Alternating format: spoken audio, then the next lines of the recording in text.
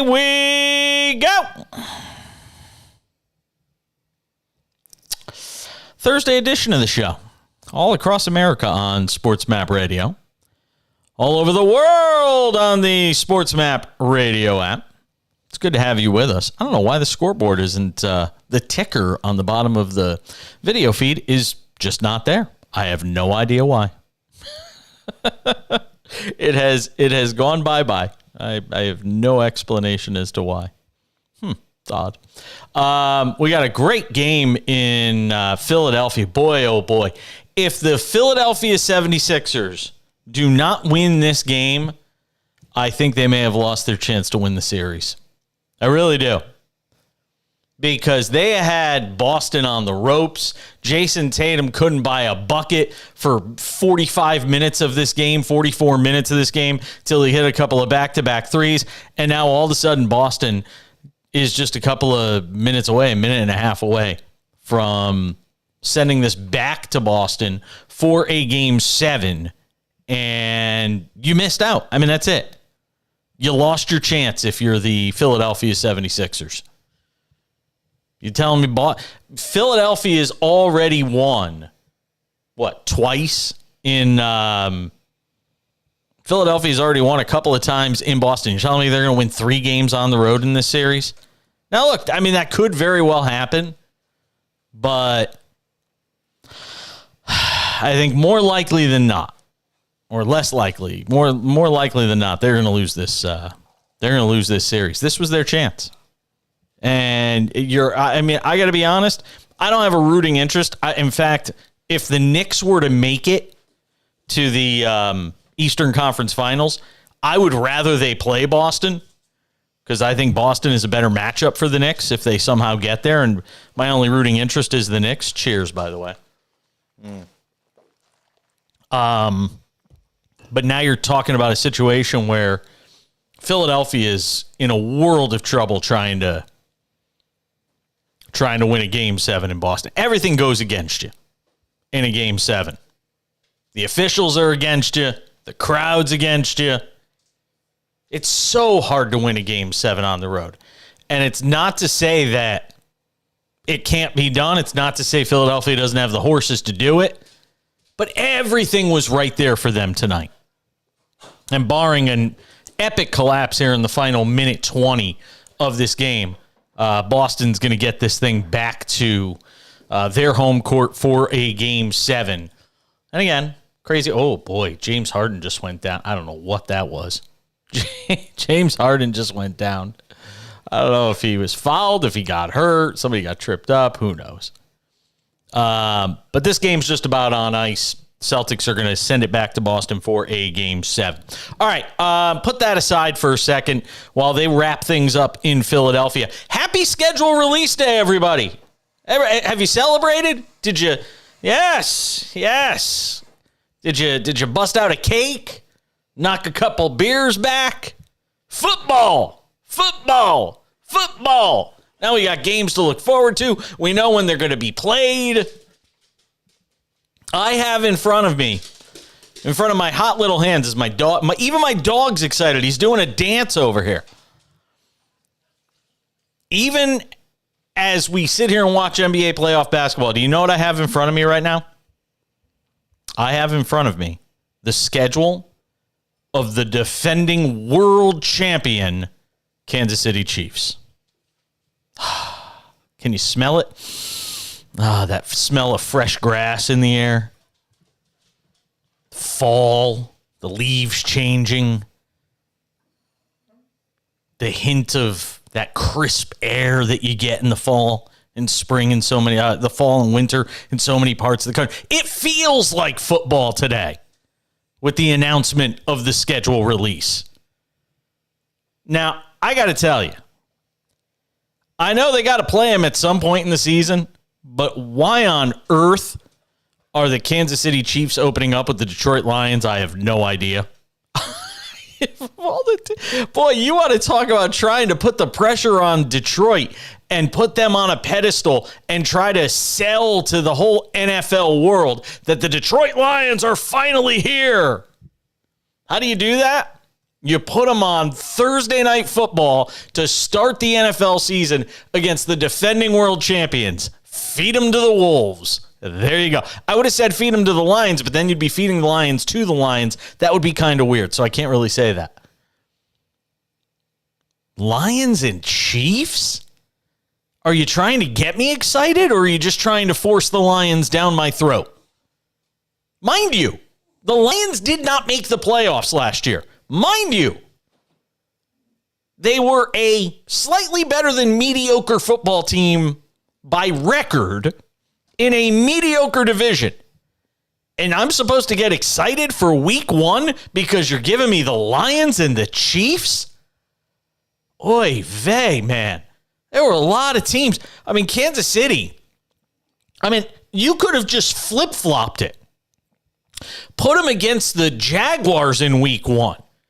The Jags, who went to the playoffs last year. The Jags, who hosted a postseason game last year, had the epic comeback. A future star quarterback in Trevor Lawrence. Instead, I get Jared Goff and the Lions in Kansas City to take on the Chiefs. Help me out with this. I don't understand it. Then I get the Bears and the Chiefs in week 3. Chiefs-Jets I'm excited about. I hope the Chiefs go into New Jersey and kick the you-know-what out of Aaron Rodgers and the Jets. I'll sign up for that. So that's just a little bit of what's going on as far as the Chiefs' schedule is concerned. Again, I don't understand the opener being there. The Chiefs will play 6 primetime games. You could honestly justify putting the Chiefs on in primetime every week. Just put them at different points. Thursday night, Sunday night, Monday night. Just rotate it and put Kansas City on every week in primetime. They're that good. They're that special. Chiefs and Bengals will play a rematch of the last 2 AFC Championship games. That'll be on New Year's Eve in Week 17, also at Arrowhead. Boy, I hope that game means something. Because again, you only get so many bullets in a year if you're the NFL. You only get so many bullets for important games, big games, marquee matchups, things that fans get excited about during the regular season. Granted, the NFL is a juggernaut and people are going to watch it every week. But Chiefs and Bengals on New Year's Eve in Week 17, what's that game going to mean by then? Who knows? The teams each won one of the conference title games. Of course, the Bengals overtime win in 2021. Chiefs last year, the fateful penalty. So we get that matchup. Last year's NFC Championship game, Eagles-Niners, they'll get together in Week 13 in Philly. And hopefully Brock Purdy will be back by then. See, I like the placement of that game on the schedule. Because now, by then, you should have Brock Purdy back. But here's the question. Will the Niners still be in contention for anything by that time of the year if for the first half of the season you don't have Brock Purdy? Who's going to be the quarterback of the 49ers by the time we get to Week 13? Amazingly, we have no idea. Aaron Rodgers. Aaron Rodgers. We can't wait to watch Aaron Rodgers suit up for the Jets this year. Part of me is rooting for the Jets because they've just been so bad for so long, and that fan base has suffered forever. Part of me is rooting for the Jets, but then I look and it's Aaron Rodgers, and I'm saying, yeah, you know what? I'd be okay if the Jets went 6-12. Well, I can't go 6-12. 6-11. 7-10. I'd sign up for that. Just to watch the dysfunction that takes place. And Robert Saleh having to bow at the altar for 17 games with Aaron Rodgers, despite the fact that they're not playing well. Again, I'm rooting for stories. I'm in the story business. I want chaos. Like the Joker says, I'm an agent of chaos. I want chaos. The Jets being bad, mediocre, that's almost as good for the NFL as if the Jets are good. Triple header on Christmas Day. Raiders, KC. Giants and the Eagles in Cheesesteak Land. Ravens and Niners in San Francisco. I love the fact that we'll have, and we knew we'd have them, of course, top 2 quarterbacks in the league in this draft, scheduled to meet up in Week 8. Panthers, Texans in Charlotte. I'm curious to see what the Panthers look like this year. I mean, this team almost made the playoffs last year with a whole slew of different quarterbacks with no real solution there after they traded everybody away. And now they'll have Bryce Young manning the helm for them at the quarterback position. That's kind of exciting. I mean, that's a division that is kind of up for grabs this year, the NFC South. We talk about the NFC North. Well, the NFC South is very much up for grabs. Tampa Bay is going to be garbage. Who knows what Atlanta is? We know what the Carolina Panthers are. I'll tell you who we got coming up on the show because I didn't get to that. Whole bunch more. The Cash In at SportsMap Radio.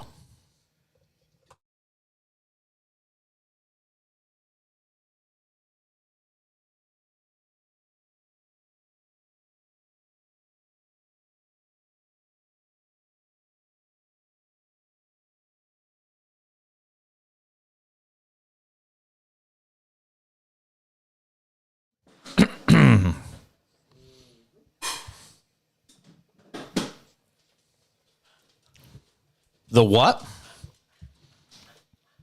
Detroit and cheese?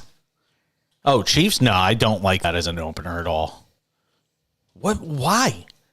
What has Detroit done to earn an opening night game? Oh, stop it. No. Last year, they were one of the highest scoring offenses. Last year. And again, they didn't make the playoffs.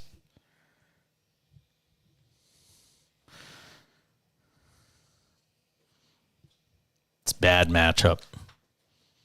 Kansas City's going to whoop them. Going to spank that ass. Going to spank that ass. Gonna spank that ass. Gonna spank that ass. Spank that ass. Gonna spank that ass. Gonna spank that ass.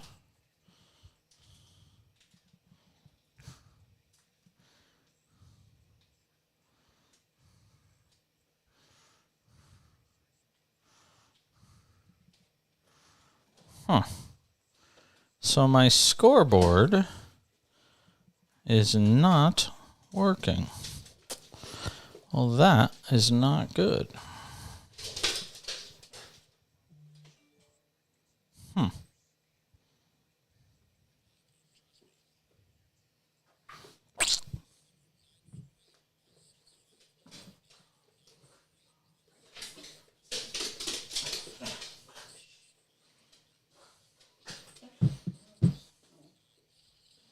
KC's already a 7-point favorite, by the way.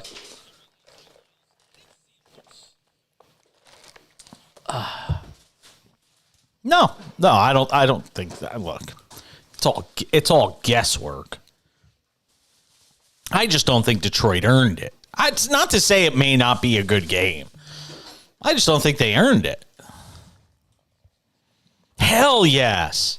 Absolutely. Future of the league at quarterback against the present. Hell yeah.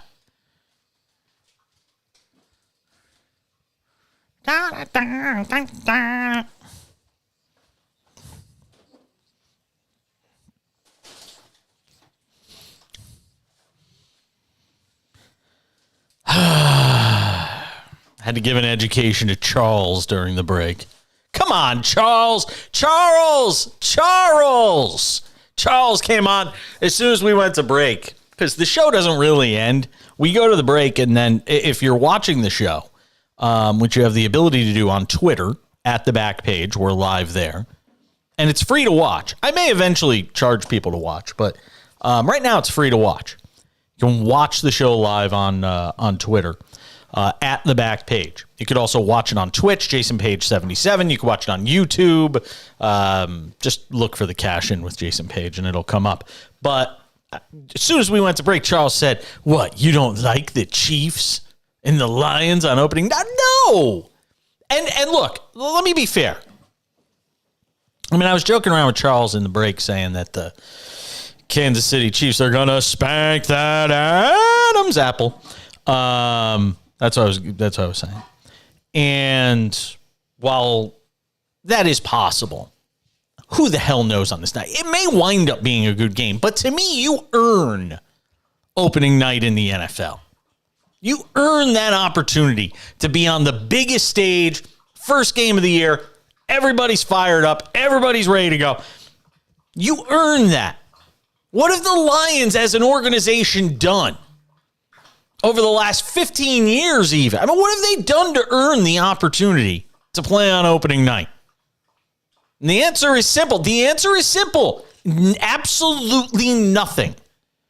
Absolutely nothing. Please. That's why you're here, in part.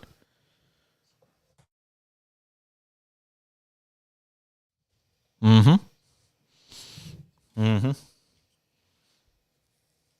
They make the playoffs?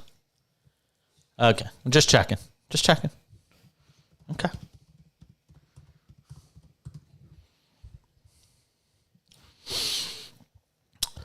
It's a nice story. And I'm even rooting. I have no, animus towards the Lions.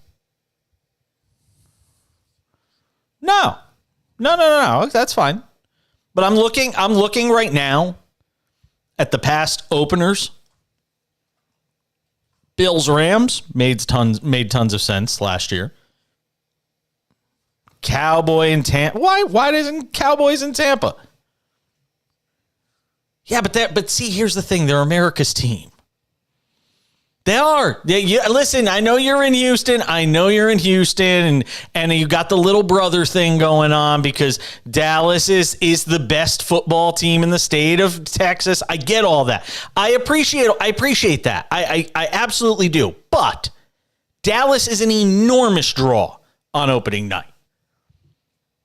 Enormous draw. Mm-hmm. They've won more than that in mine. I just happen to be older than you. Kansas City, the year before that, Kansas City and Houston.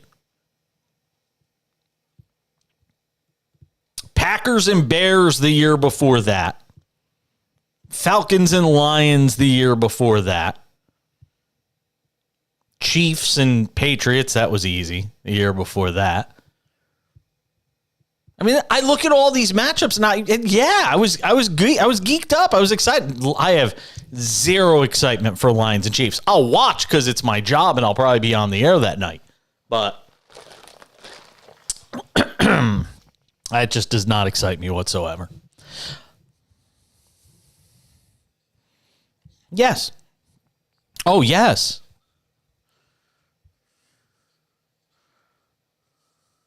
I'm not saying it's without interest, but would you be honest enough to admit Jacksonville and Kansas City would have been a more appealing matchup? Yeah, so why? So then why? I don't understand why they could not make that the game. Just flip it. There's no reason not to. Let Detroit play somebody else. It's just terrible. Whatever. I mean, I'll be watching regardless. I'm just not that excited about it. Chiefs' last 3 games, by the way, next season are home for the Raiders, home for the Bengals, and then they finish against the Chargers in L.A., which could be a game that means something for the Chargers when you get to that point in the season and kind of knowing what the prospects for that team are. But I could just put Kansas City in primetime every week, and I'd be okay with it, though. And I'm not even a Chiefs fan. Not even an iota of Chiefs fandom. but I just appreciate greatness and being able to watch Patrick Mahomes work his craft in primetime every week. Sign me up. And people will watch him because he's just that kind of good. All right, let me give you a rundown of what we got coming up on the show tonight. We got a busy one. The telephone number is 1-800-224-2004, 800-224-2004. The text line is 888-670-8549, 888-670-8549. That is a text line just for this show that we have created just for you. 888-670-8549.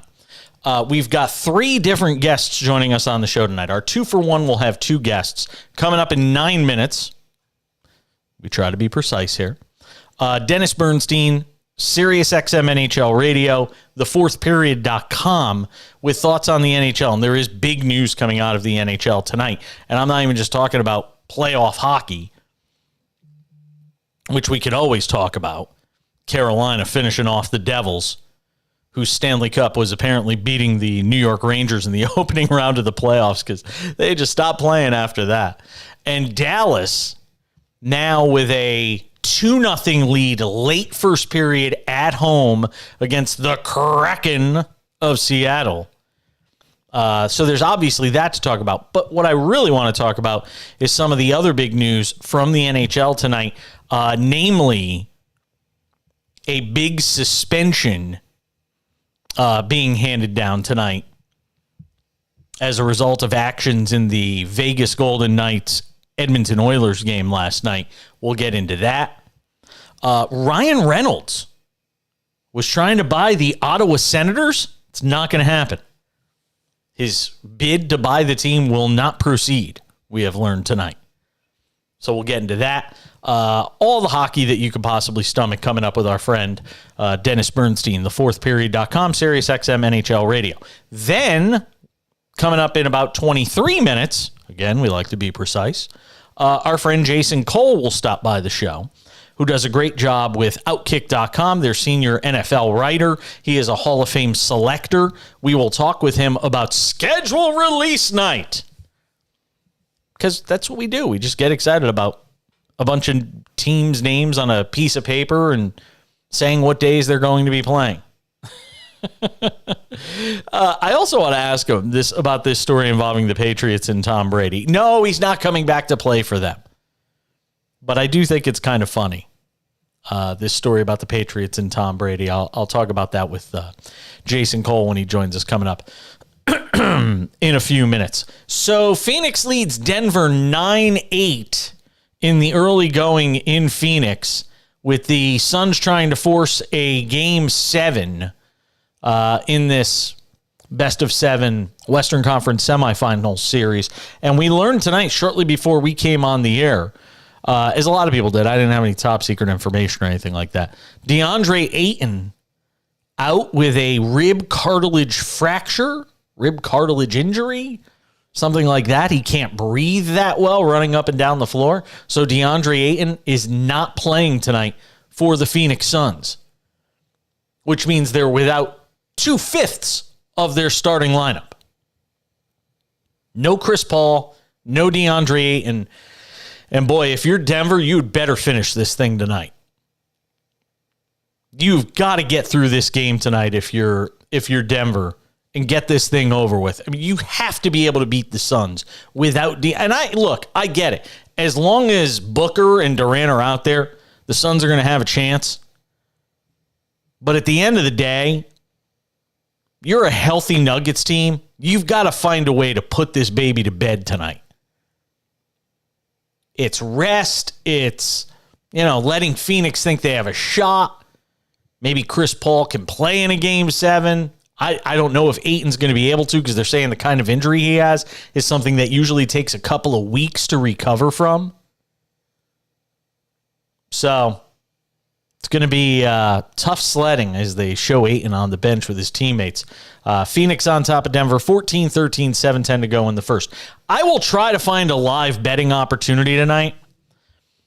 Jerry in Louisville, Texas, texted me before we even got on the air tonight and said, "Hey, are you going to give a live bet? You haven't been giving out live bets." It's because it's the playoffs. There's not a ton of games. I'm not going to give you live bets in the NHL because I'm not watching enough of the action to give it to you. And I'm not giving you live bets on baseball because I'm watching basketball. So I can't do it right now. You got to wait. When we got a live bet, though, I'll be sure to give one to you. Matter of fact, live betting right now is Phoenix plus 1.5, minus 106. We'll keep an eye on it, though. I promise you, Jerry, if we got something good, we'll give it to you guys. Dennis Bernstein on the other side, talking hockey. Stay with us.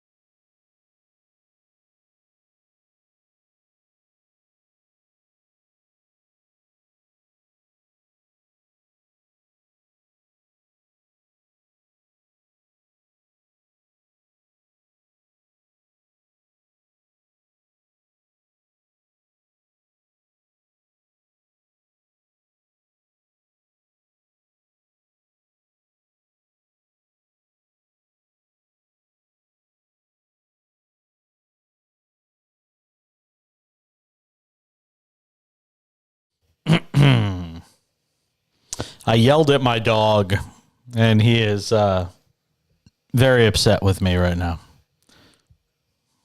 I have a puggle. He's a pug beagle mix. If you actually look at the video feed on the top shelf of the thing behind me, you could actually see a picture of him in the background. Yeah.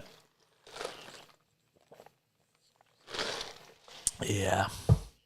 He's got his own Instagram. He's a rock star.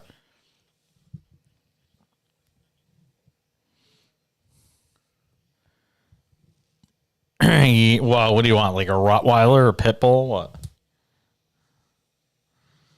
Oh, Jesus Christmas. Go get a horse.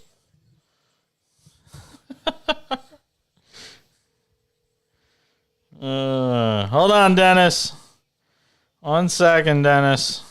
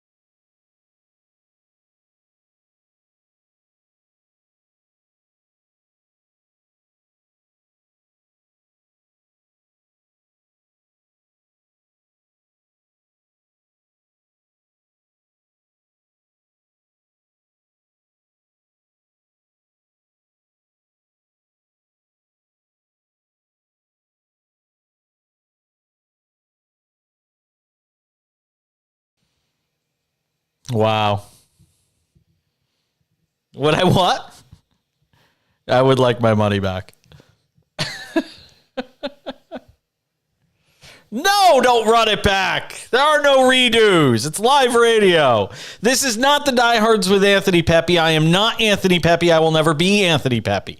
I'm sure it's nice to be Anthony Pepe, but I have no desire to be Anthony Pepe. I am Jason Page, and this is the Cash In on SportsMap Radio and the SportsMap Radio app.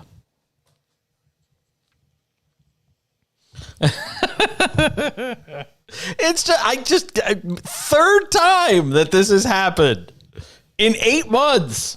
It's crazy. I just don't understand. Would you have the wrong beds up? Did you have the wrong rejoins up?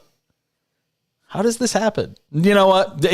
As The Rock used to say in WWE, it really doesn't matter. It really doesn't. Let me bring in Dennis Bernstein, who's kindly and patiently waiting for us. He is the host. He is a host. He does great work, SiriusXM NHL Radio. Also from thefourthperiod.com, joining us here on the Cash In on SportsMap Radio. Dennis, thankfully you didn't have to hear that. I was just talking about this with you very briefly during the break. This has been a really fun first couple of rounds of this NHL postseason. And I said the same thing about the NBA, where we've had all these upsets and great series and all this stuff. This has been a really fun postseason.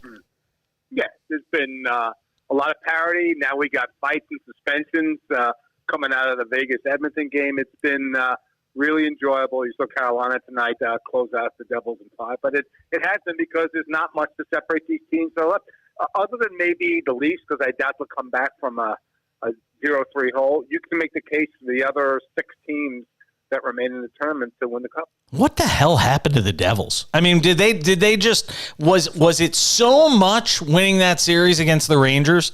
Was it as simple as that was their Stanley Cup? I mean, what the hell happened to the Devils? No, it's not that was their Stanley Cup. They're not ready yet. They have to go through some adversity. They lost to a better team with more structure, with better goaltending. There's reasons why they went out in 5.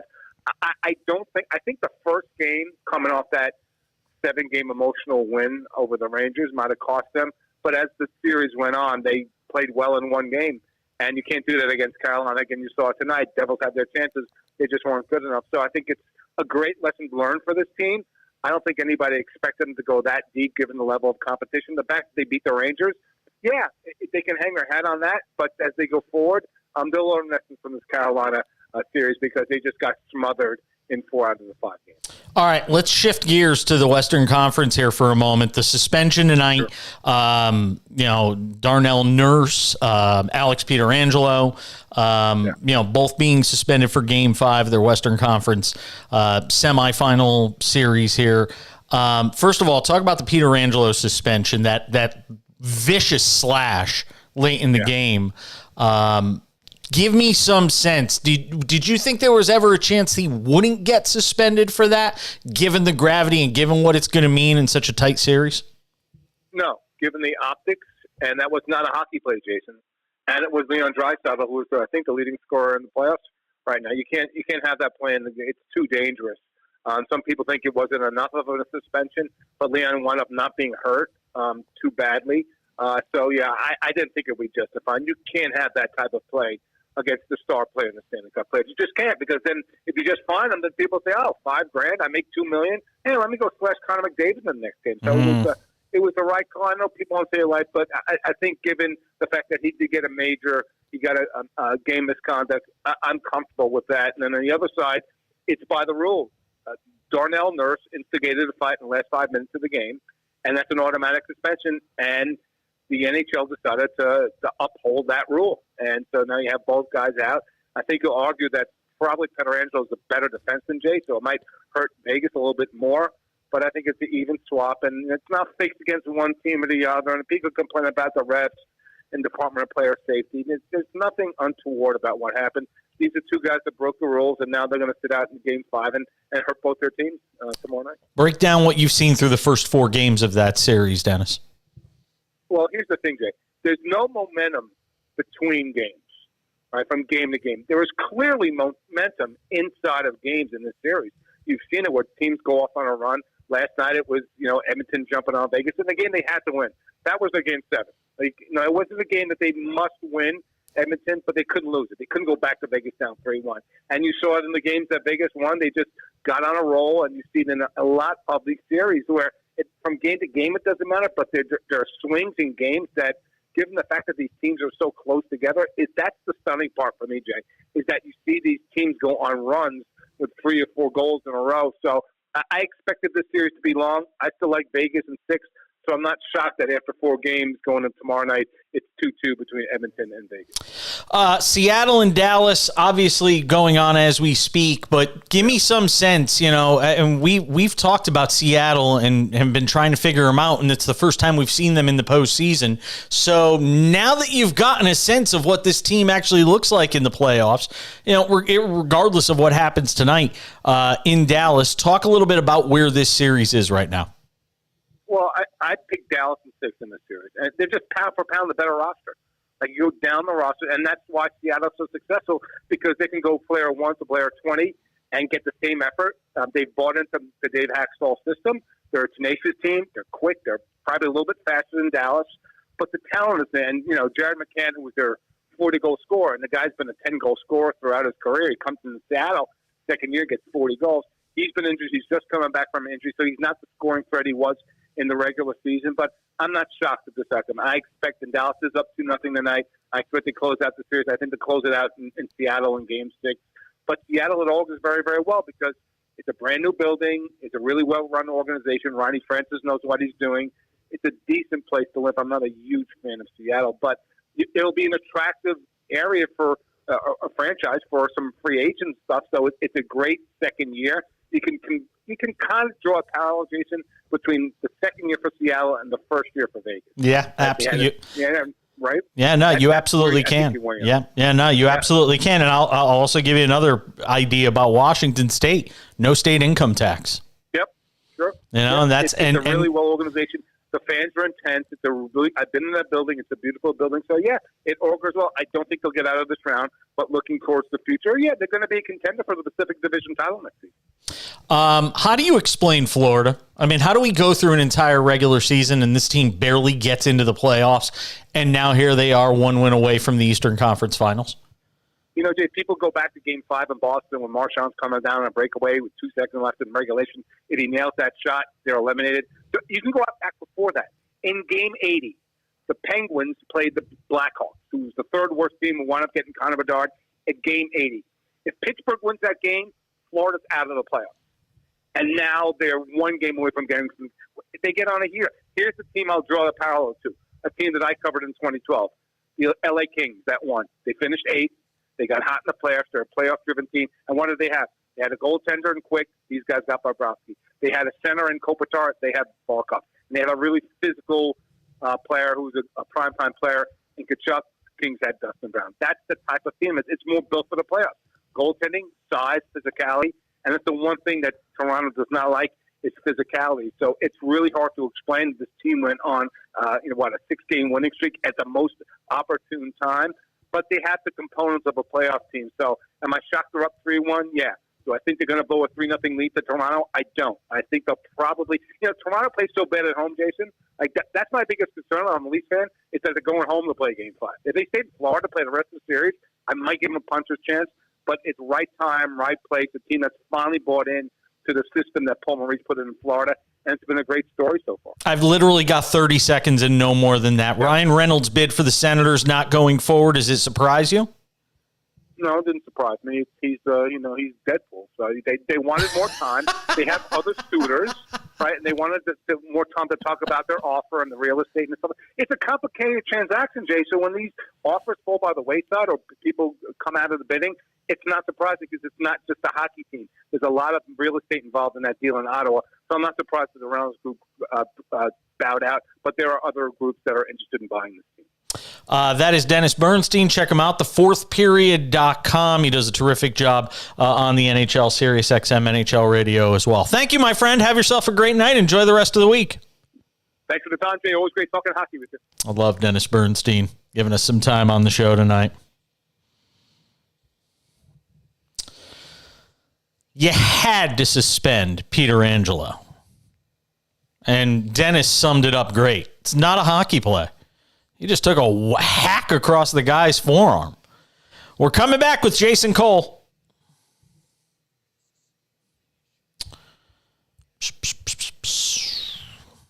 When we run that interview back in the final hour, we're going to have to run it back on your end. Because I had an error with the recording on my end. Yeah. I mean, it's not till the last hour, so you got time.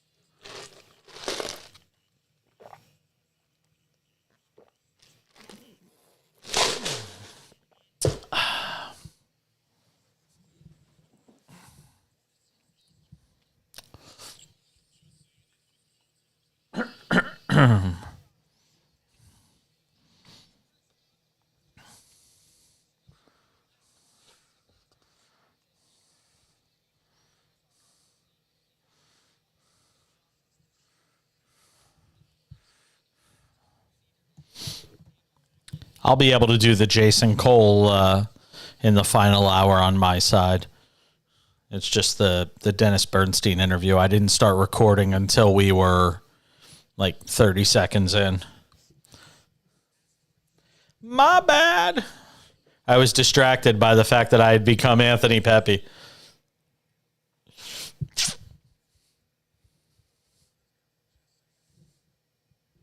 Cole Thompson? No.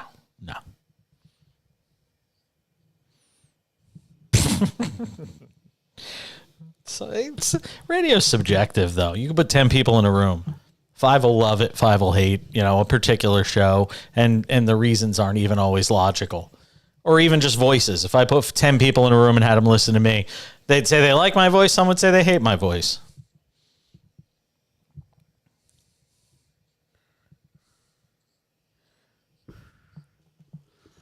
Sure.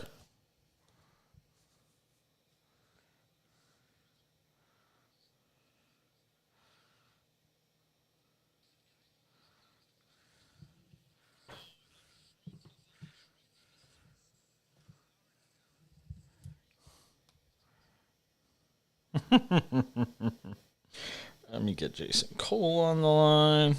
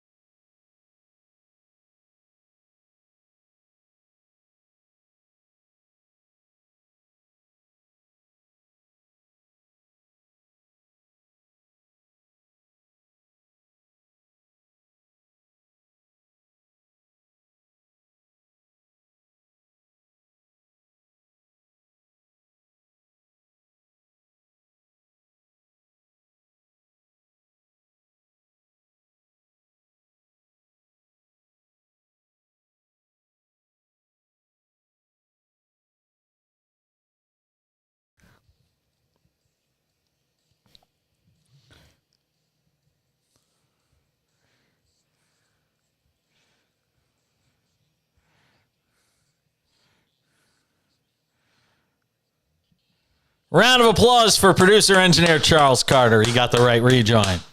There you go.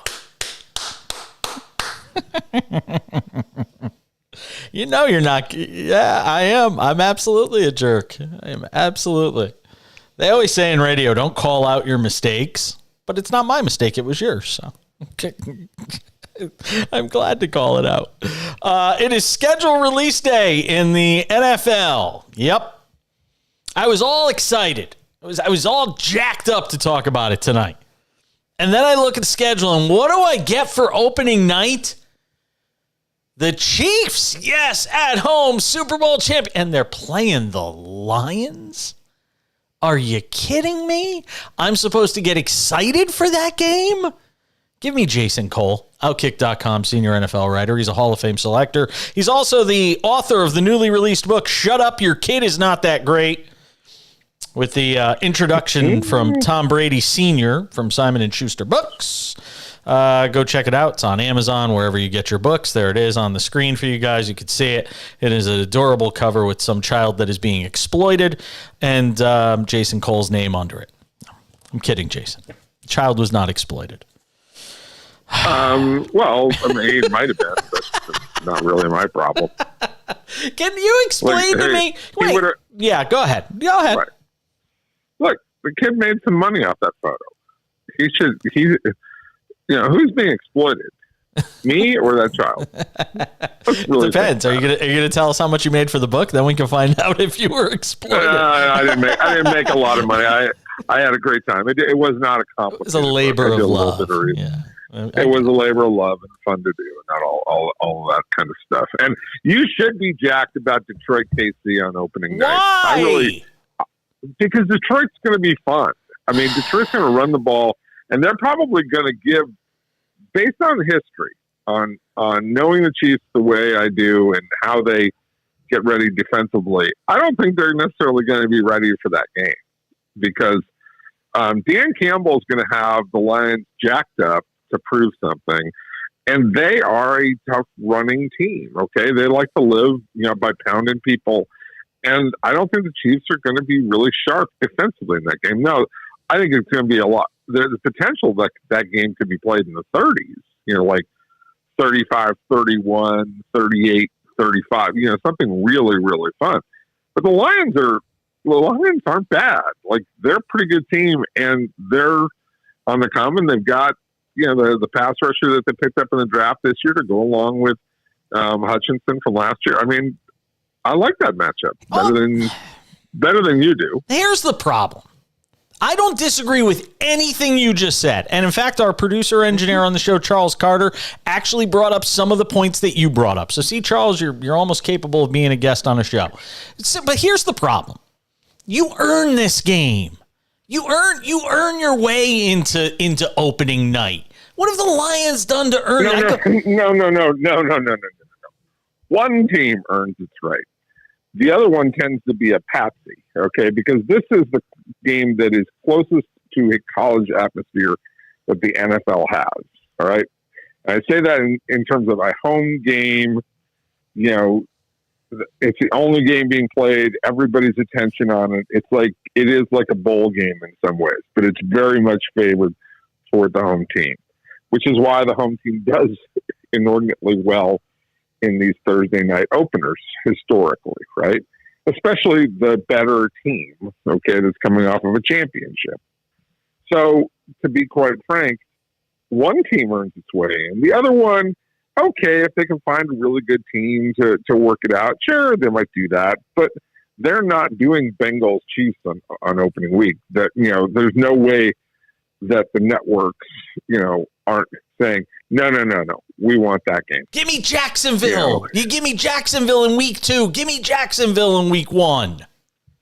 I like it. Look, I disagree. I like Detroit in this game. I really like it because I think it's a chance for a really interesting game, if not an upset. Now, I know we're months away and there's all sorts of things that have to go, but I think it could be really fun. Plus, there is nothing better than, if you remember, when the Rams played the Chiefs years ago on that Monday night game, that was that wild one. What was it, like 75-72 or something? Like whatever it was.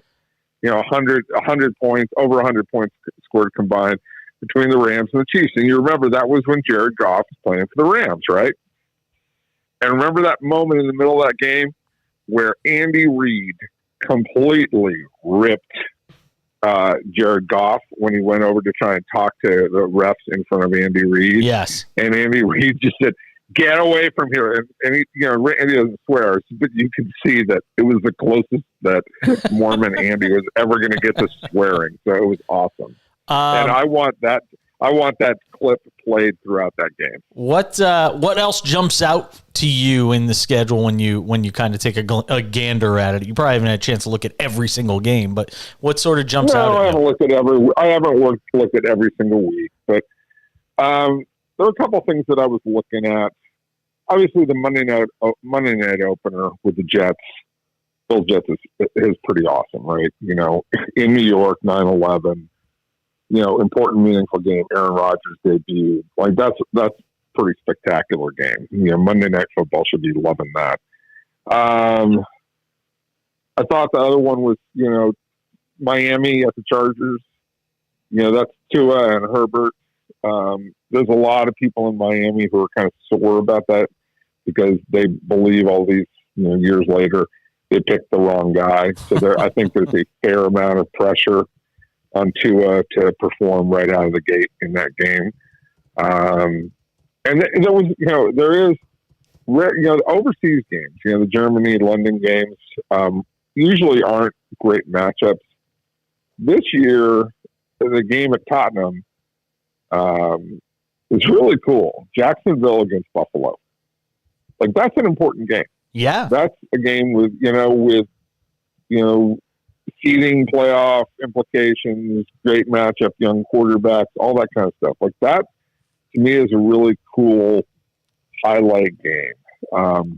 There's some games that they kind of jump off the map right away. And Houston at Carolina, the number 2 pick, against the number 1, all that kind of stuff. But really, in terms of meaningful games between opponents, Jacksonville, Buffalo, the Monday night game between the Bills and the Jets right off the bat, the Dolphins Chargers game, like there's a lot to like in the schedule right off the top, and obviously Cincinnati, KC, filling in KC. KC's got a rough schedule. I don't usually believe in degree of difficulty on schedules. It is tough. I went through it. It's a tough. It is absolutely a tough schedule. It's a gauntlet, and because again.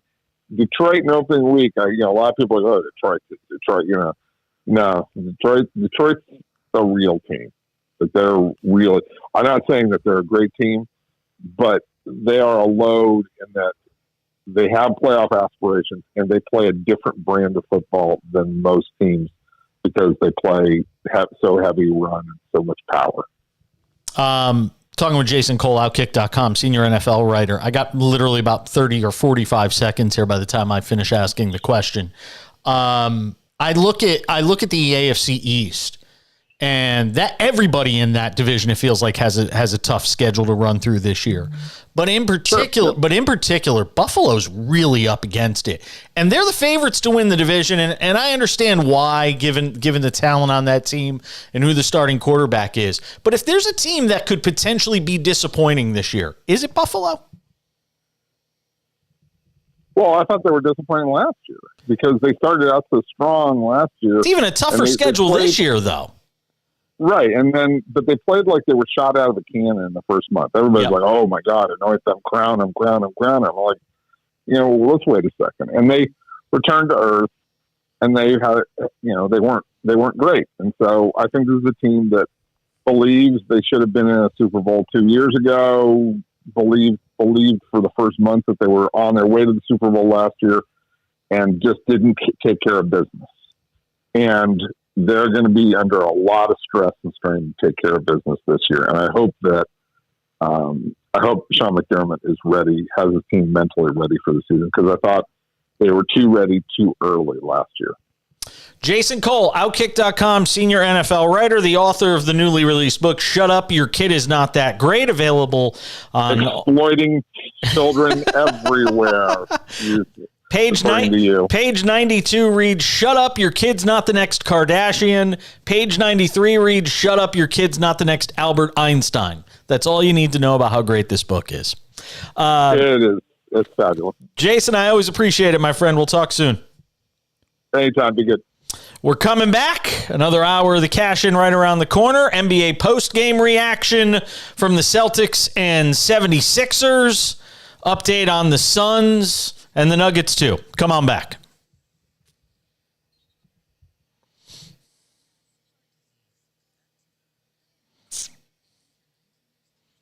Not buying it. Not buying it.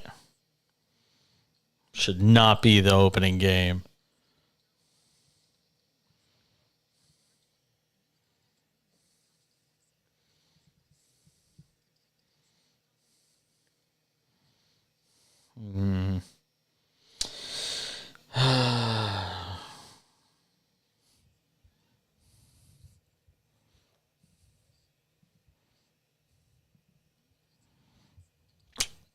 No bueno. No bueno.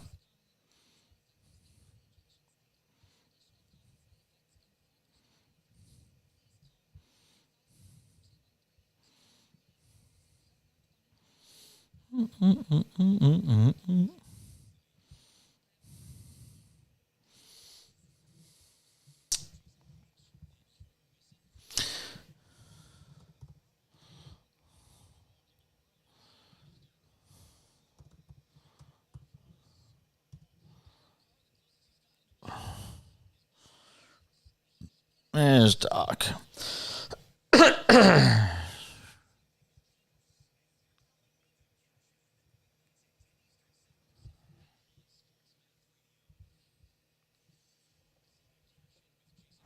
From their coach, Doc Rivers. From their coach, Doc Rivers.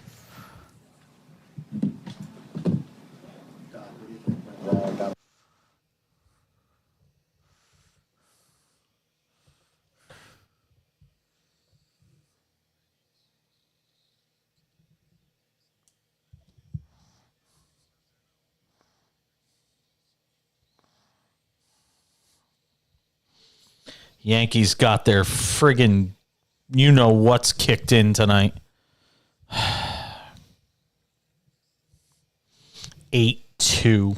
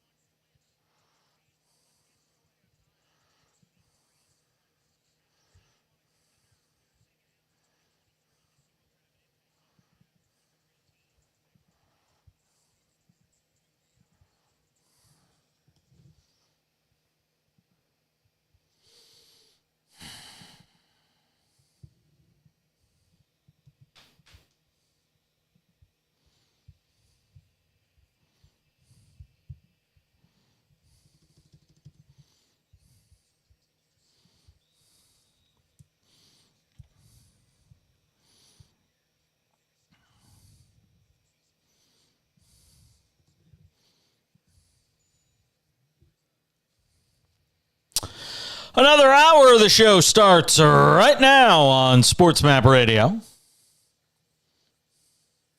and the SportsMap Radio app.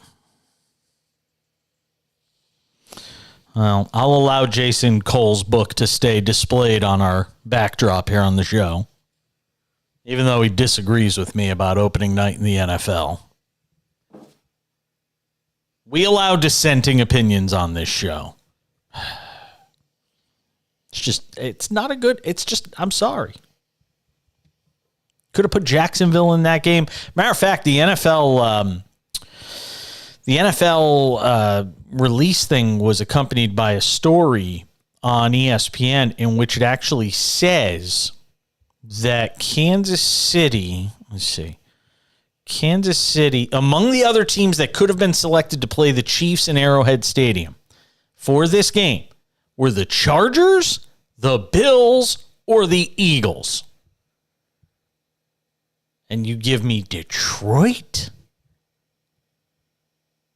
Now, I don't want to see them play the Eagles on opening. I mean, you could do the Super Bowl rematch thing, but I just think that's wasting a bullet in a spot that you don't need to waste it. But the Bills? Okay. The Chargers? Okay. Jared Goff and the Lions? Sorry, I'm just not down with it. Yeah, I'd take the Chargers. They were in the playoffs last year, and they got one of the best, brightest quarterbacks in the league. Give me Jared Goff. It sounds like there's something stuck in my throat. Goff. Peed away. Is that what you tell people when you're going to the bathroom? You have to go pee? I want a drop of you saying, I got to pee away.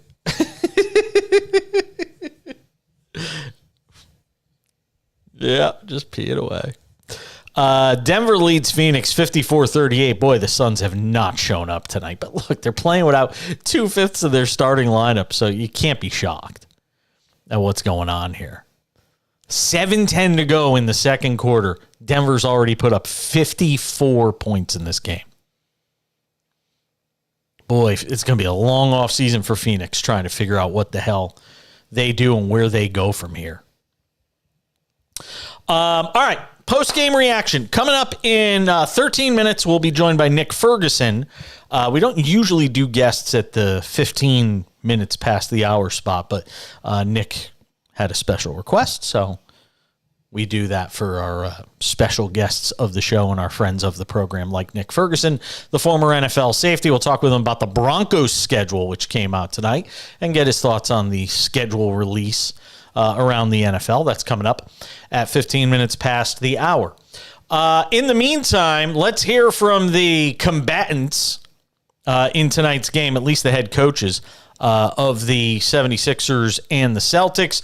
Sixers have to go back to Boston to play a Game 7. Their head coach is Doc Rivers. Let's hear what he had to say. I think the whole game. I don't think we trusted very well. It's a make-miss league, and they were 15 for 35 from the three, and we were 8 for 34.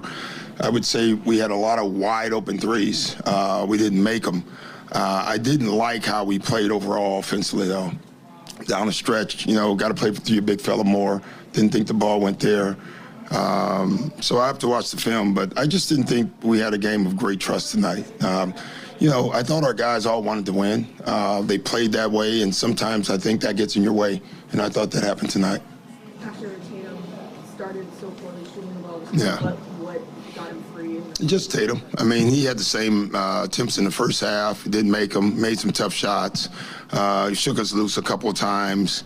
We double-teamed twice when we were not double-teaming, and then he was the last guy open. So I thought that one got him going. And then once he got it going, it's hard to turn him off. How did they limit James tonight, and what did you think of James' game? They just had a lot of size in the paint. James was good. I mean, he was aggressive downhill. I just didn't think we had great ball movement as a team tonight. We got to get back. Every time we do that, we struggle. Every time we play right, we don't. I thought tonight the ball didn't move a lot. We got to move the ball. We got to trust. We got to run our stuff. We got to execute our stuff. I thought tonight was similar to like game 2 to me. We just didn't trust our stuff. Why do you think you struggled with the too big lineup? Just ball movement. You know, I thought the ball didn't move the first 3 or 4 possessions. You know, I thought there were plenty of opportunities to swing, catch, get Joel the ball in the right spots on the elbow, and we just didn't do it. So I'll watch the film, and I'll give you a better answer tomorrow. But I didn't think we trusted. It didn't matter what lineup. We didn't score in any lineup tonight. We struggled scoring. What is the message that you have, to your players after the locker room? Well, we knew we had to go through this team. Nothing's changed. And that's what they all were saying, that it wasn't a down locker room. I mean, they were disappointed they lost the game. But you didn't have a locker room of anybody feeling defeated or anything like that. I can guarantee you that. How do you take the disappointment of tonight and put it aside and get ready for it? You have no choice. You really don't. You watch film.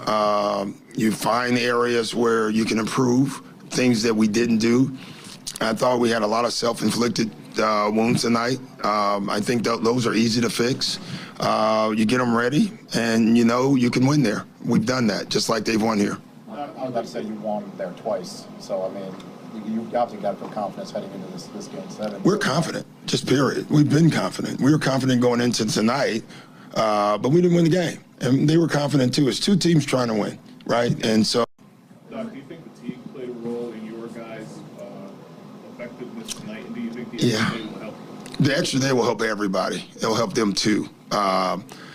Clearly it'll help big fella, so that'll be a benefit to us. Yeah, lack of ball movement and the shots, how much did that contribute to them being able to get out of the It was the key. I thought we took some tough shots, which means you don't have floor balance. And when you take those shots and they get out and running, you're in trouble. One thing we have to do, what did they have, 18 fast break, the way we count them, in the first half. And then they had more in the second half. Right now, the transition game in this series is the difference in all the games, and they had it tonight. You rotated Melton and George and PJ a lot Yeah. in the stretch. Was that simple offense-defense stuff, or was there something you were looking for? Yeah, simple offense, defense at times. And, we put PJ on the floor. We'll put him on the floor more when there's one big. We'll put George or Melt on the floor when there's 2. I thought, Melt didn't have a great offensive game. He missed shots he usually makes. So we're not worried about him. I was really happy for George. I thought George competed and did a terrific job defensively. And the more we can play him on the floor, it's just never a bad thing with him offensively. So that was good for us. All right, there you go. Doc Rivers meeting with the media a short time ago. Celtics defeat the 76ers in a very low-scoring game, 6 of the Eastern Conference semifinal series between those two. And look, I mean, you have to. I mean, we got to sit there and be honest. Do you think Philadelphia is going to go in and win a Game 7 in Boston right now? It was a rhetorical question, but I'm glad somebody answered it because I don't know if anybody out there is answering it. So I'm glad you did. Thank you, Charles. No, that is not your bad. I'm glad you answered. I appreciate you answering. No, you weren't done. You had more to say. Go ahead. Sixers are plus 7.5, by the way.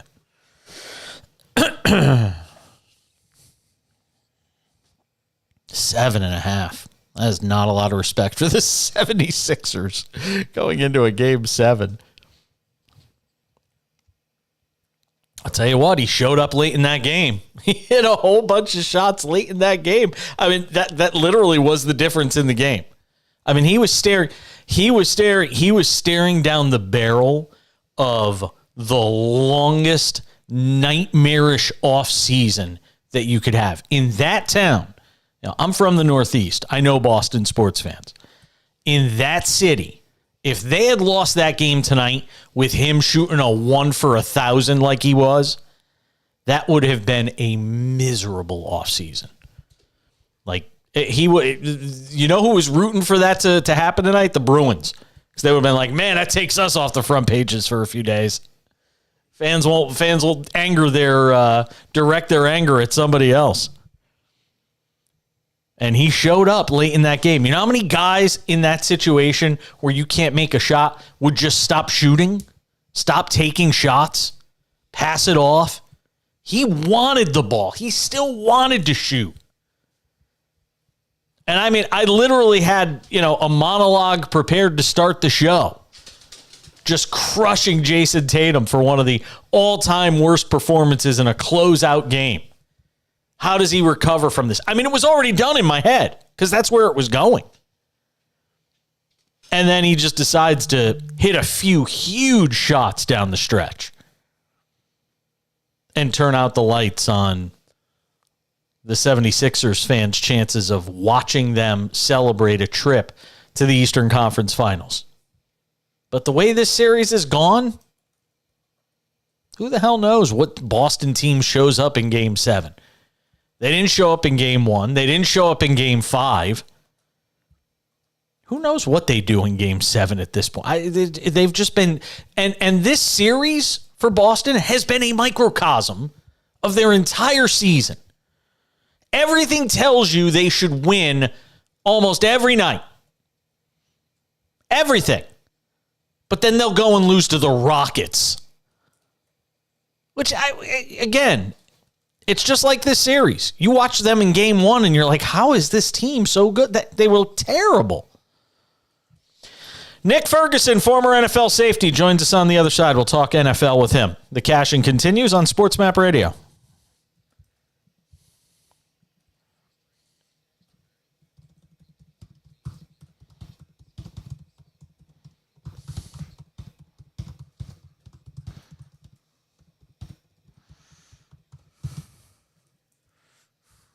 Yeah.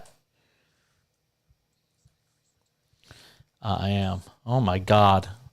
That basketball almost got stuck behind the rim.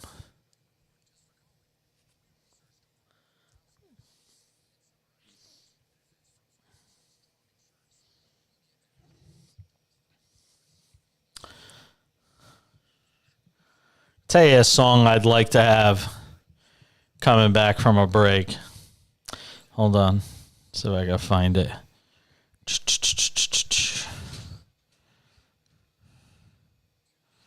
The hell? Applications. Actually, I got to do something first. Hold on.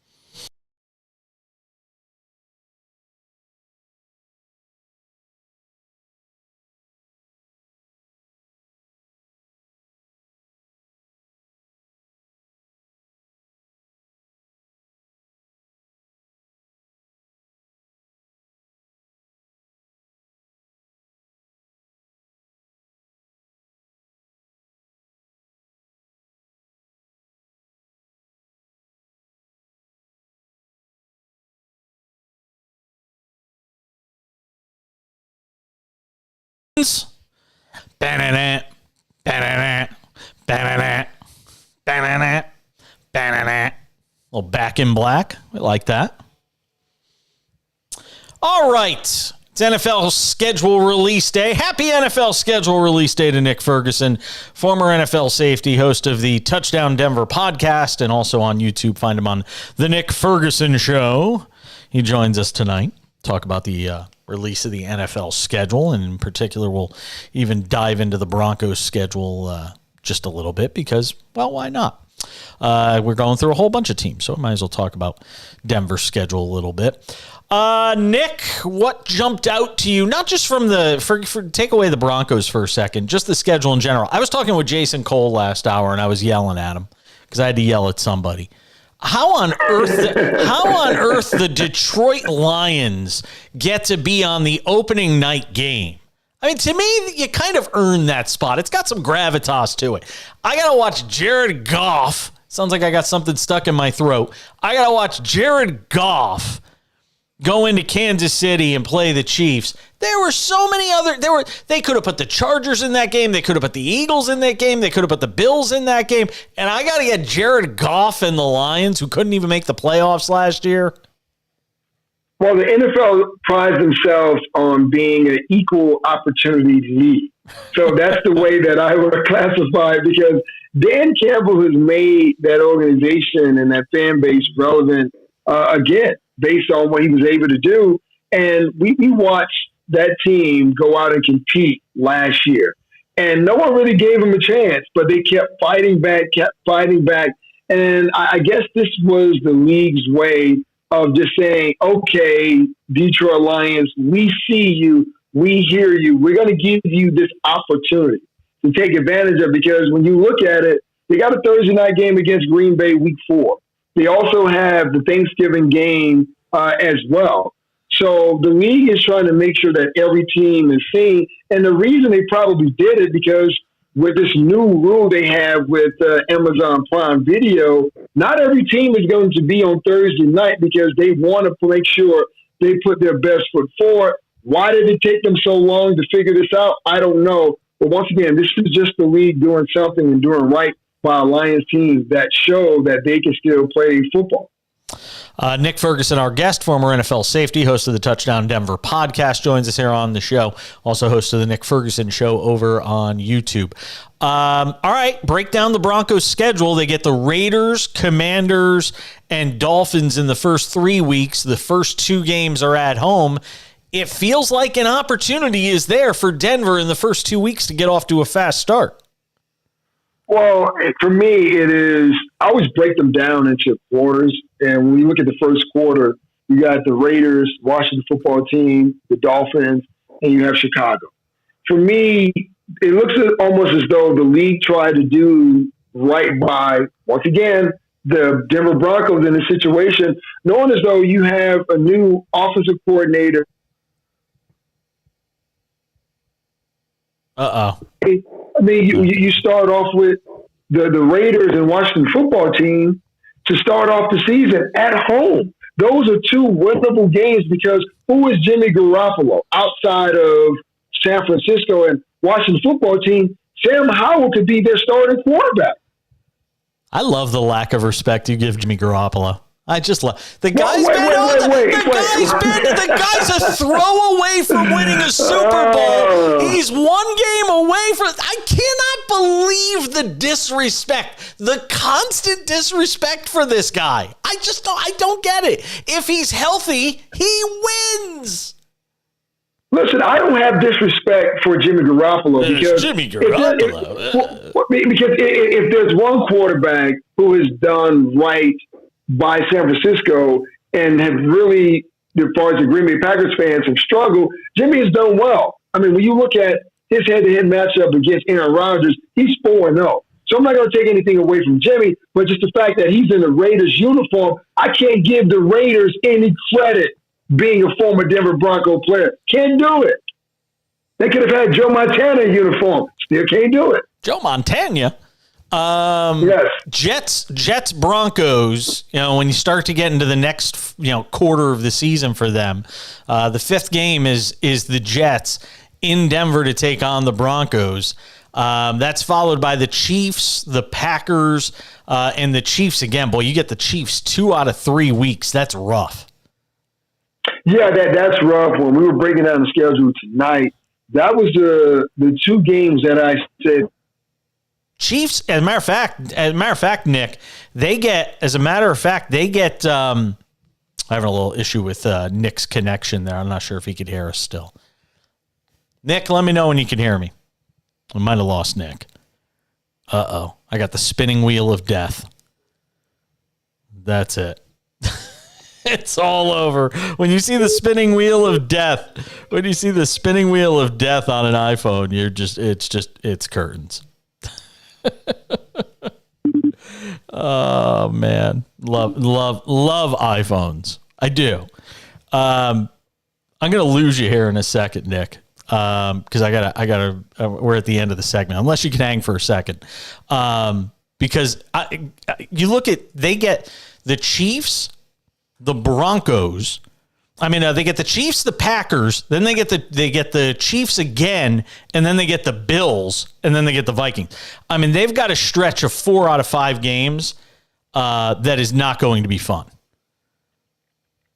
No, and that is a tough stretch. Every year, every team looks for when those tough stretch of games are going to come. I'd rather they come in the very beginning opposed to the end, and we're going to get a chance to see exactly what this new culture is like that Sean Payton is saying that he's going to bring. We're going to find out between week 5 and week 8. Yeah, no, I agree. I'm just looking at the schedule while I'm talking to you here. Yeah, I mean, you're going to find, and look, you're getting the Chiefs at that point of the year. If they get off to a slow start, they're going to be playing their best football by the middle of the season. If they're healthy, that's when that team's going to be playing its best football. Well, that's what I think. I mean, there's like a 17-game stretch between that first game on Thursday night at Kansas City to when the Broncos host them, I believe, maybe in October on maybe near Halloween. You never know what's going to happen between that. I'd rather catch that team earlier in the season than later in the season as well. And oh, by the way, before the Kansas City Chiefs play the Broncos again, they're going to have to play the Chargers. That's another division game. That could beat them up a little more for the Broncos to take advantage of them when they play them home. You know what the bottom line is, though? And I know we say this every year about the NFL. There's not a lot of, there could be times where the league has, down years in certain teams and things like that. But the reality is there are no easy games. Even when they play Green Bay in that 4 out of 5 games, you think that's the easiest game in that stretch. You know what? Green Bay's not going to be that bad. I mean, that team seems like they're getting pretty confident about what they think Jordan Love can do, even in his first season. I mean, it just doesn't feel like there's a lot of spaces for anybody. It just doesn't feel like there's a lot of spaces to breathe in the schedule. Well, there are no such things as easy wins in the NFL, but you can look at the Broncos schedule and say, okay, well, what games do we see them actually winning and not having a difficult role? Obviously, Washington football team, I don't think that's going to be a difficult role for them. The Green Bay Packers game, yeah, they think that Jordan Love is going to be that guy, and that's the narrative they're pushing now because they're desperate, and now they have to lean on him, and there's no Aaron Rodgers. So they're going to tell you everything that they want to tell you, like, hey, this is our guy. We believe in Jordan Love. Listen, I've been around the game a long time, and I can tell you some of these guys can sell water to a well. In that Green Bay Packers situation, that's exactly what they're trying to do to their fan base. They're trying to save face. But that still is another game that the Broncos, for sure, looking at the schedule, they can't win. And then they're at Houston, right? That's a winnable game, too. I know they're going to play great defensively because I know D'Amico Ryans, but that's a winnable game because, C.J. Stroud is their starting quarterback, or will be their starting quarterback. But I say this all the time, and I went through this last year. I went through this exercise. I might have even talked about it with you. You go through the number of games in the NFL that are decided by one score or less. It's a large majority of games. Even the worst teams in the league, they're losing 7-8 point games. It's not as if there are really any pushover. Even a Houston, a Washington. Washington damn near made the playoffs last year with a slew of different quarterbacks And I mean, it's just saying. There are no gimmies. You know this. There's no gimmies though. I gotta go. You gotta go too. Not because I want you to go, but you've had a long night, so I'm gonna. Say go. The Minnesota Vikings are on the schedule. The Broncos are gonna win that one too. Thank you, Kirk Cousins. Sure appreciate you. Woo! Goodbye, Here Nick. we go. I'll talk to you later. Nick Ferguson. We're coming back. Don't go anywhere. The cash in rolls on. Oh, you're funny. Kirk Cousins. That team's getting no respect right now either. That team's getting no respect.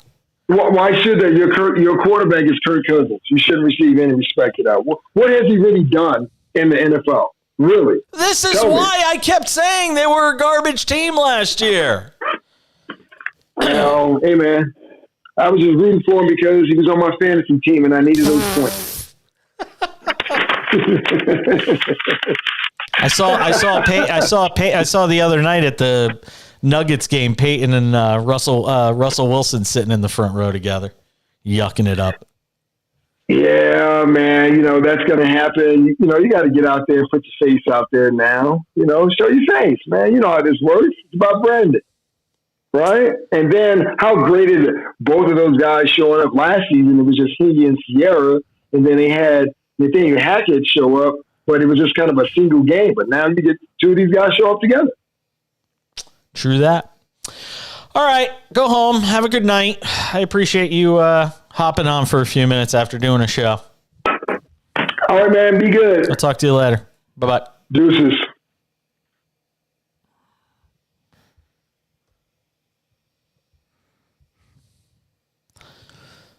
You're going to have to do some editing with that for the podcast because it's kind of a clusterfuck.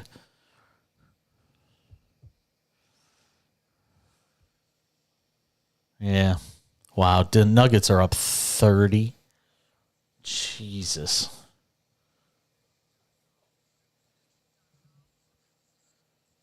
Babe, can I have that thermos? The Brita? I don't even know if there's anything in there.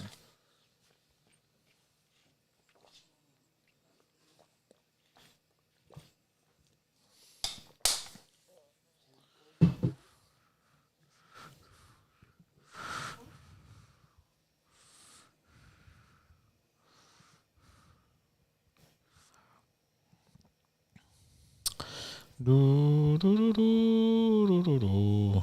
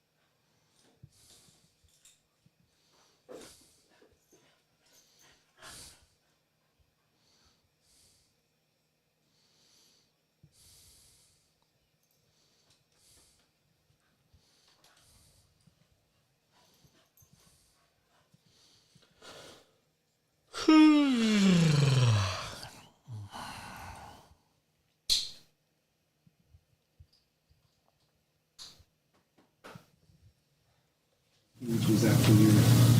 Yeah, I mean, just his poise got him going. Obviously, huge was after you. Yeah, I mean, just his poise got him going, and so the standard that is set for him to where if he's not scoring, he's obviously huge. Obviously huge.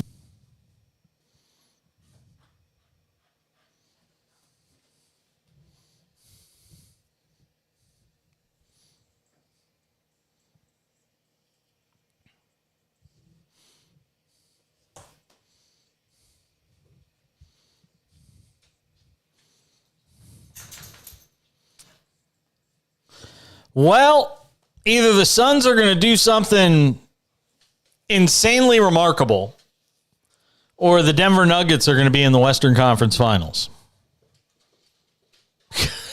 Denver is up 30 at the half. 30. Not 10, not 20, 30. 81-50. Yeah. Yeah. This is not fun. 81-51 Denver. And look, what are you going to say? Are you going to crush the Suns? They're playing without two of their starters. I mean, what are you going to say? Does Durant get a pass? Do all these guys get a pass? Does Monty Williams get a pass? I'll tell you who's going to bear the brunt of this. I said it before and I'll say it again. It's going to be Chris Paul. Chris Paul is going to be the whipping boy. You count on it. That's who the media is going to crush in Phoenix. Hello to our friends listening to us on KDUS in Phoenix. Chris Paul's not going to be back with that team. No way. There is no way. They'll pay him off. I think he gets like $16 million if they cut him before mid-June, something like that. But he's done. There's no way. There's no way you cannot continue to do this when you've got Devin Booker, you've got Kevin Durant, Ayton, who suffered his own injury tonight. But you cannot keep Chris Paul with this group when you have to wonder every year what injury he's going to be stricken with at the end of the year that winds up costing you in the play. You can't do it. And I don't know if it's Kyrie that winds up there, if they make a deal for some other guard. I don't know. But Chris Paul won't be back with that team next year. Not if there's any other option available. I mean, do you bring him back? Here's the problem. You're going to have to pay him so much to come back next year. It's like $30-something million. I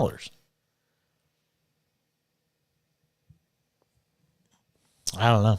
It's going to be an interesting offseason for the Suns if it ends tonight, and it looks like it's going to.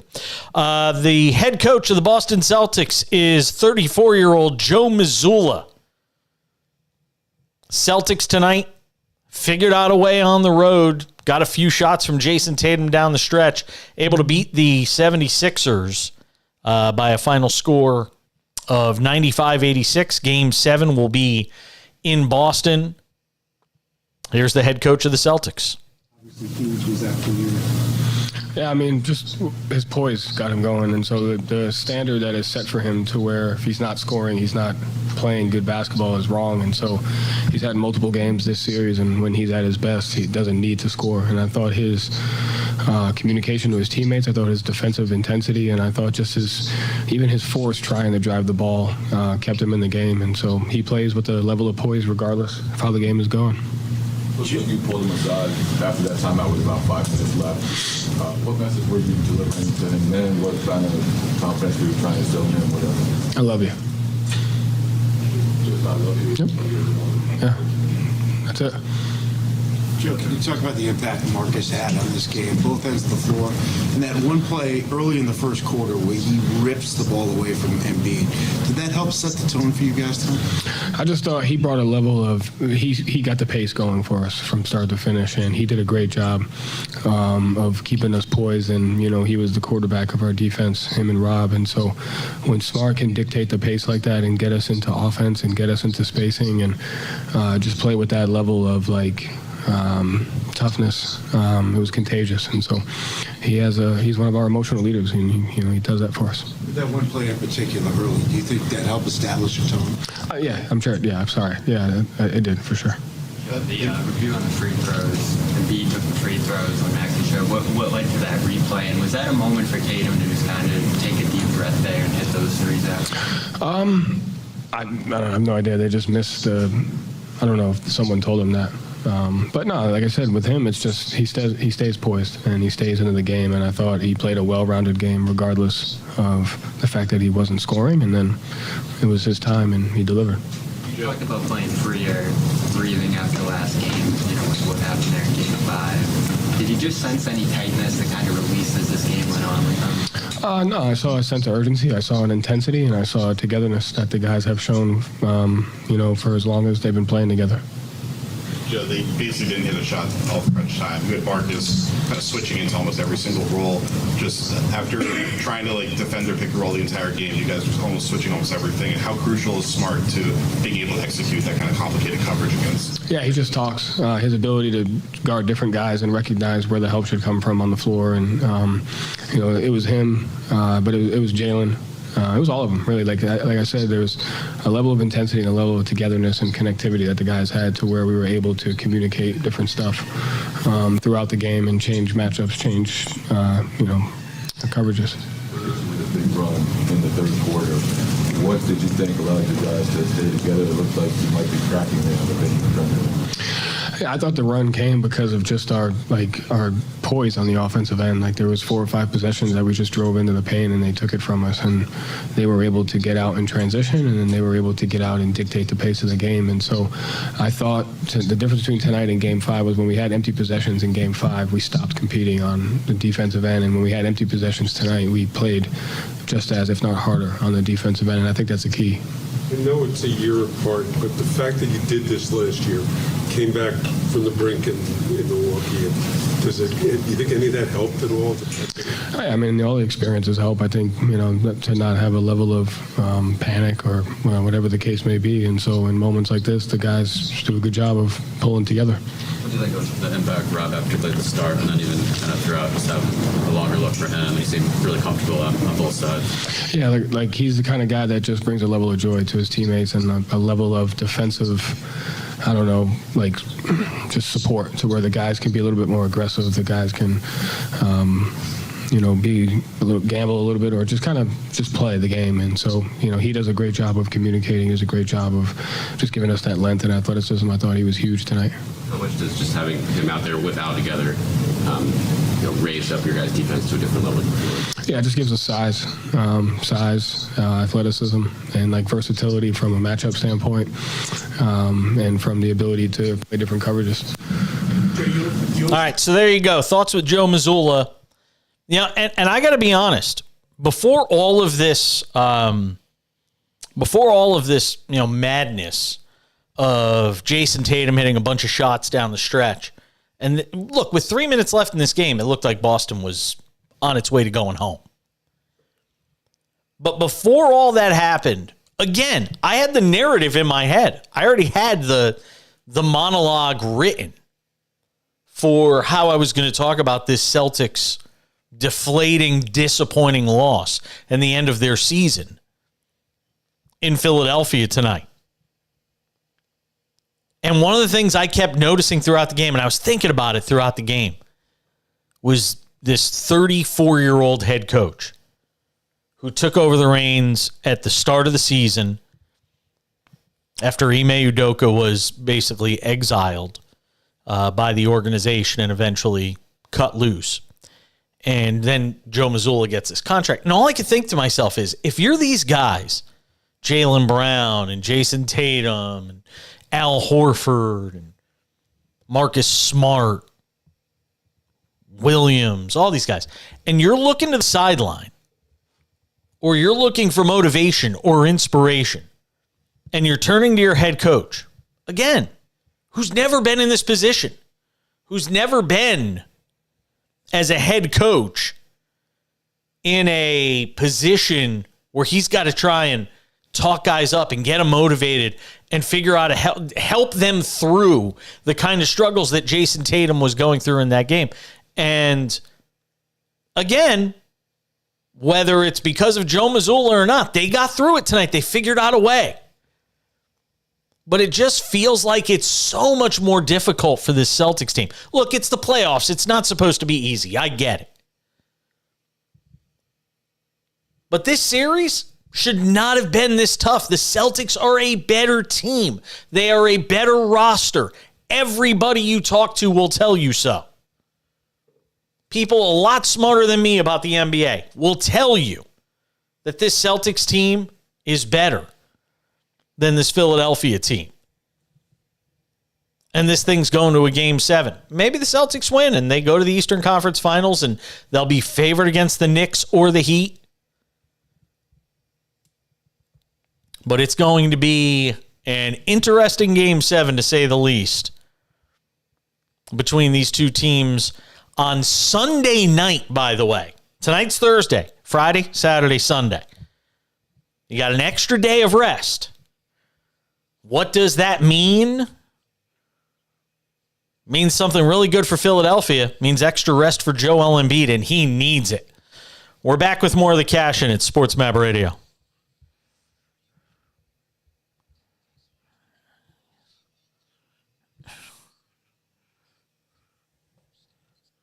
I said what? What do you mean? Knicks could win that series. If that thing goes to a game 7, New York's going to win. I'm saying if it goes to a game 7, the Knicks will win. Look, I don't think it's very good. If you listened to me last night, I said I think the Knicks are going to lose.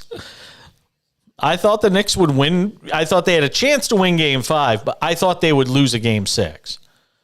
I'd be shocked if it got back. But if it does, if Miami falls asleep and that thing winds up back up in New York for game 7, Knicks are going to win that series.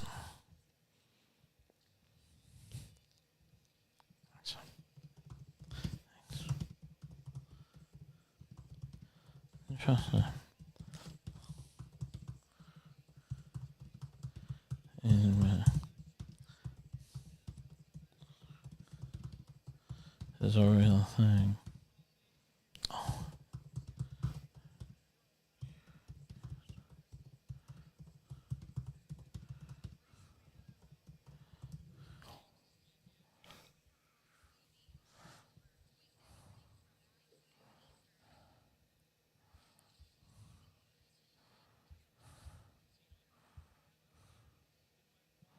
Somebody texted me, "May I speak with Anthony Pepe, please?"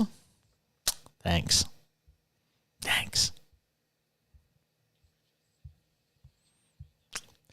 That's on you. Wow, it's it's 83. Well, it's a 25-point game. There you go.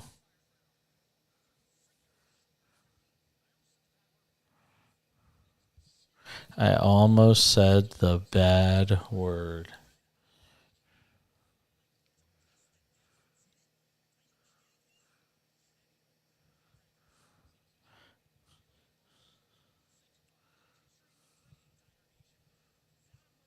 Hey, it's Anthony Pepe.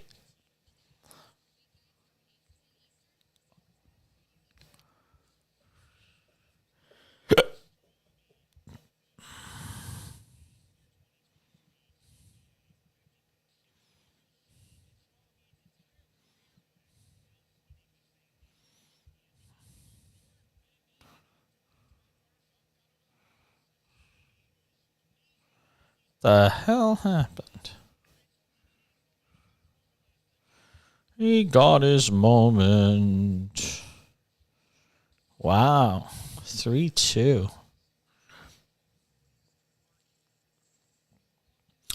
Walk.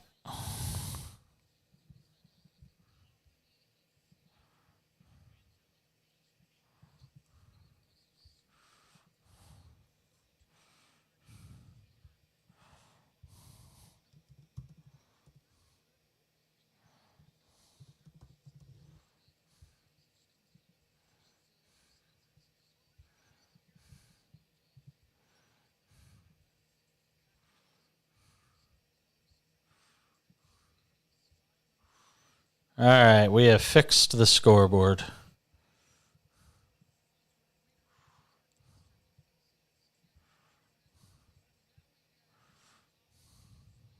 Yay, we fixed the scoreboard. Woohoo!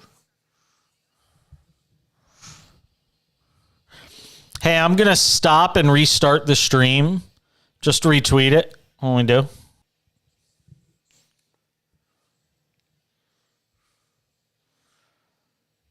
Here comes Phoenix, down 30 at the half. Oh, Mike Malone looks like he just blew a gasket on the Nuggets sideline. Denver 85, Phoenix 62. They have trimmed 7 points off the lead in a very short period of time. Could you imagine if they came back and won this game? But look. Glad you asked. Boy, but you're getting good at this. You're getting good at this thing. Phoenix right now. Here you go. This is great. So it's 85-62 Denver with 7:44 to go in the third quarter. Denver on the live betting spread on live betting on the game. Gosh, I think I could talk. Minus 18.5 right now, right? But the money line, which is what I think you're referring to, the money line on this game is Phoenix plus 1,700, meaning if Phoenix came back to win, you put $100 down, you would win $1 million. You would win $1,700. Cha-ching. Denver, on the other hand, you ready for this? Listen to this, Charles. To win $100 on the Denver Nuggets right now, to win $100 on the Denver Nuggets, you would have to wager $10,000. Could you imagine being the dumbass right now that says, I'm going to put $10,000 on the Nuggets to win $100? It's just goofy.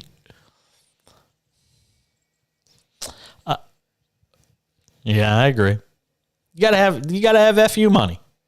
That means you would have to literally wager $100,000 to win $1,000 on the Nuggets.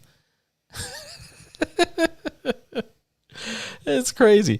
236.5 is the total right now in that game. Here's my advice to you. If you think Phoenix is going to win this game, if you are crazy enough to think that, then the under is probably the pick.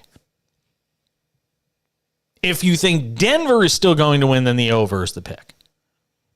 That's kind of where I think this is going right now. 236.5 is still a pretty big number. Even with all the points that have been scored in this game so far. I think it's, 147? 236.5. I know I haven't been given any live bets on the show, and this is why, though. You know, Jerry in Louisville, Texas, has been on me because I haven't been giving out live bets. It's hard to live bet the NBA when you're talking about blowout games. The only bet in a blowout like this is the one we talked about. It's the money line. Or it's Phoenix plus 18.5. Because, I mean, are they going to go down swinging here? It's the final game of their season if they lose. I mean, plus 1,700, you put $10, you win $170. I mean, that really feels like the only, I hate to say logical bet for a team that's down 23 with 7:44 to go, but is there any other bet? 17.5? I don't know. That's just my thinking. You're free to do what you want. It's your money. What?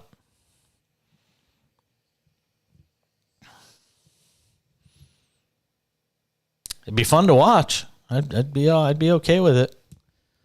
Yeah, Denver just had a good look too, and came up empty. Tell you what, though, Phoenix. You can't turn the ball over when you're down 23. You just can't do it. And that's the other problem. It becomes a situation where, I mean, as stupid as it sounds, with 7:04. Or 7 minutes left in the third, and not that Denver's going to take its foot off the pedal and try to take the air out of the ball. You've only got a certain number of possessions. You cannot turn the ball over. Booker just had a real good look for three that he missed, too. Had a real good look. And I mean, you have to get stops on virtually every single possession. I mean, you need to have a quarter where you outscore Phoenix 35-15. Literally. I mean, that's what you have to have for you need to have a quarter where you outscore them by 20 if you want to get back in this game. And it's just not happening. 87-62 Denver with 6:24 to go in the third quarter. The live betting now is 21.5. All right, I'm going to give you a live bet, Jerry, in Louisville, Texas. I'm going to do it. Phoenix plus 21.5. Let's hit it. Let's go. Let's go. I haven't given a live bet in a couple of nights. Guys are getting on me. We're going to take Phoenix plus 21.5. And so shall it be done. By the way, Phoenix down. Phoenix is down 89-64. They are plus 2,500 on the live betting right now. Plus 2,500. I mean, again, $10, you win $250. Crazier things have happened. Just saying. Crazier things have happened. In the final hour, you'll get our 2-for-1 tonight. If you're just tuning in and you missed it in the first hour, we were joined by Dennis Bernstein of thefourthperiod.com, Sirius XM NHL Radio. We'll get some thoughts with him on this NHL postseason. Speaking of the NHL postseason, I've done a bad job tonight giving you guys updates on the hockey game. Right now, Seattle within a goal with 15:48 to go in Dallas. It is 3-2 Dallas on top of Seattle. 14:02 to go in the third. Seattle trailed 2-0 in this game. This series is tied at 2 games apiece. Game 6 will be back in Seattle. Kraken hanging tough on the road tonight. Carolina, by the way, finished off the Devils tonight. 3-2. They win that series in 5. There are 2 baseball games going on right now. Texas leads Oakland 4-0. The A's are about to fall to 8-31 on the season. Again, they are going to be potentially the worst team in the history of Major League Baseball. Let that sink in for a second. As they get ready to depart for Las Vegas in a couple of years. San Francisco leads Arizona 2-0, top of 9. Casey Schmidt's gotten off to a nice little start in his brief Major League Baseball career. What's he done today? Whoa! Casey Schmidt, 3 more hits tonight. This dude is crazy. His first 3 games, his first Major League game, he had a home run. He had 2 hits the game after that and a loss. And he's 3 for 3 tonight with his second home run and 2 RBIs. He's driven in both runs for San Francisco. Boy, you want to talk about making a call up at the right time. Pushing the button at the right time for that Giants team that could do nothing offensively. Casey at the bat, man. Casey at the bat. Want a little bit of that Casey Schmidt flavor? Let's give it to you. A little Casey Schmidt flavor. High. Deep down the line. It is out of here. Oh, goodness. Well, wow. What a first impression. My goodness. I mean, he just saw that breaking ball early, and I mean, he got both cheeks into this thing, and he hits it in the second deck. Boom, just unloads. I mean, there was no fooling him at all. He said, got both cheeks into it. I don't know if I've ever heard that one. You ever hear that one, Charles? Got both cheeks into it?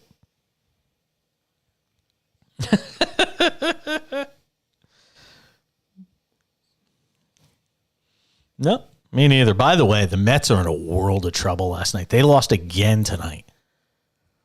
Lost to the Reds, and the Reds are bad.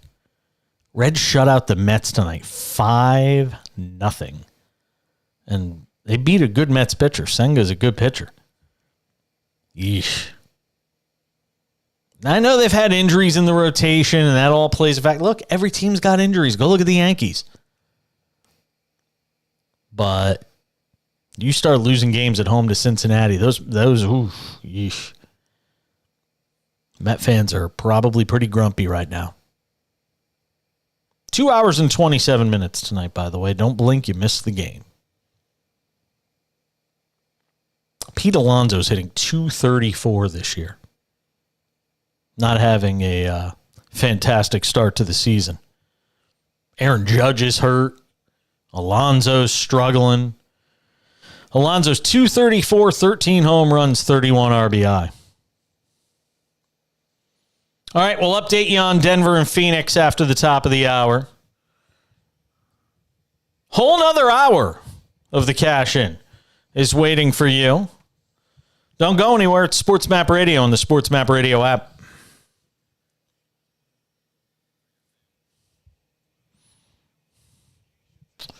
Boom ba boom ba boom ba ba ba. Giddy up.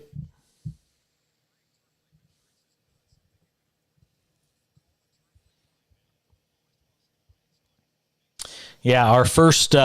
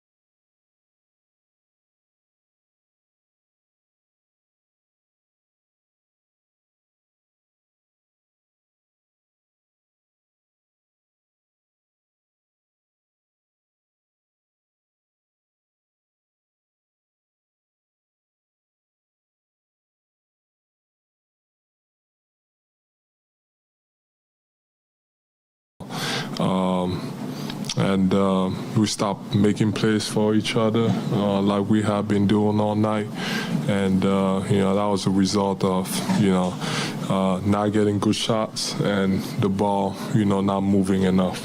Was this stuff you guys were doing yourselves, Joel? Or was that stuff, were they doing stuff to you guys to get you guys out of the stuff that was working? No, I think we've been pretty good all season about those type of situations. I just thought tonight we were a little flat because of that shot making in the fourth quarter. I thought instead of getting back to ourselves, we just we started playing by ourselves.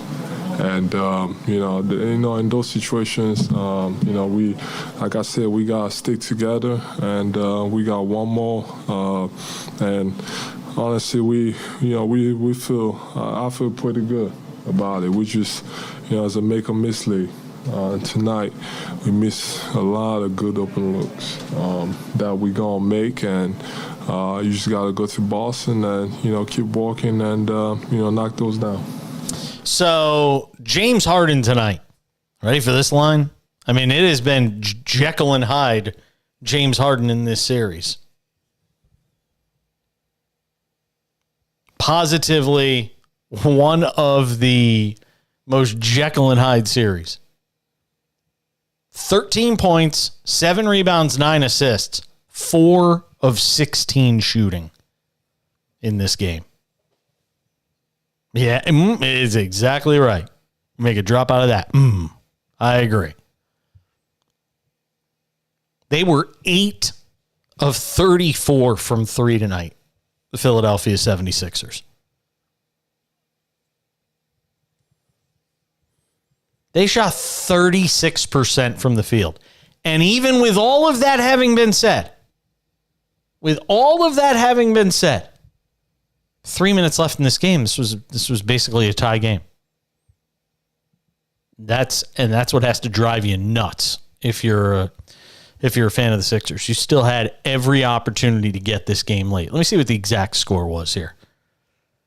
It was 83-81. It was 83-81 Philadelphia with 4:24 to go in the fourth.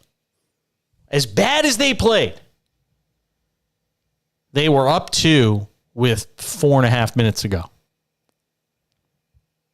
As bad as they played, as bad as they shot the ball, if you want to look at it that way, they were down 87-84 with 2:53 to play. And Jason Tatum, again, that's the story late in this game. He hits back-to-back threes in a span of 40 seconds. Hits another 3 with just under 2 minutes to play. Then hits another 3 with 37 seconds left to put the dagger in it. 95-86, the final. Tell you, the Eastern Conference, these games have just been grinded out affairs. Western Conference, been a lot more explosive. Stick around. We're coming back. More of the Cash In on SportsMap Radio and the SportsMap Radio app.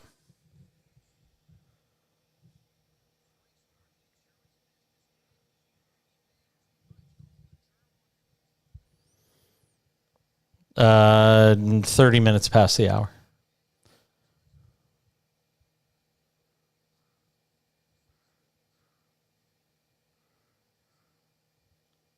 So what do you want? Tell me exactly what you want me to say to make it sound, make it so that it makes sense. Like, what are you starting with?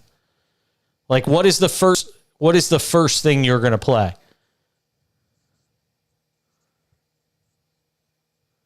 Is it possible for me to hear it?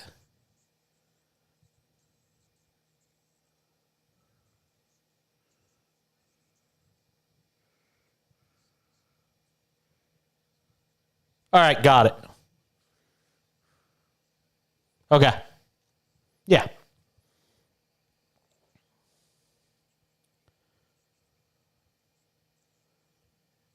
I'm going to say, well, I'll do all my stuff. Your cue to play it will be, it's time for the 2-for-1. Got it? When I say it's time for the 2-for-1, you just hit the play button.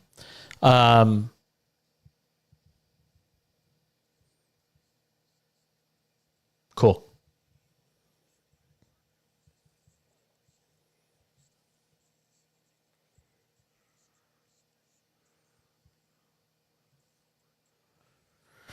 All right, 23-point game. 10-14 to go.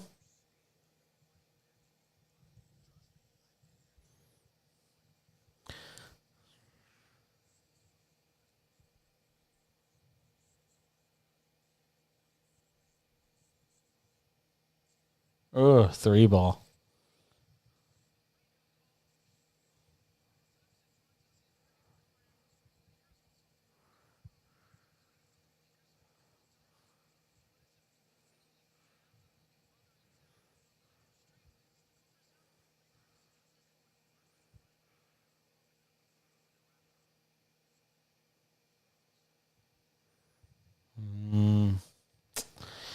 Yeah. This is tough, though. I mean,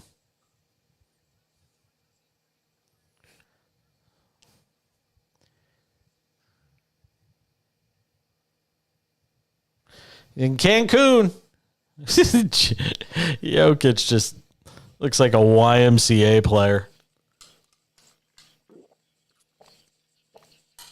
Oversized YMCA player. It's great. Oh, my God. And then he missed the little bunny in the lane. Whew. Good tune.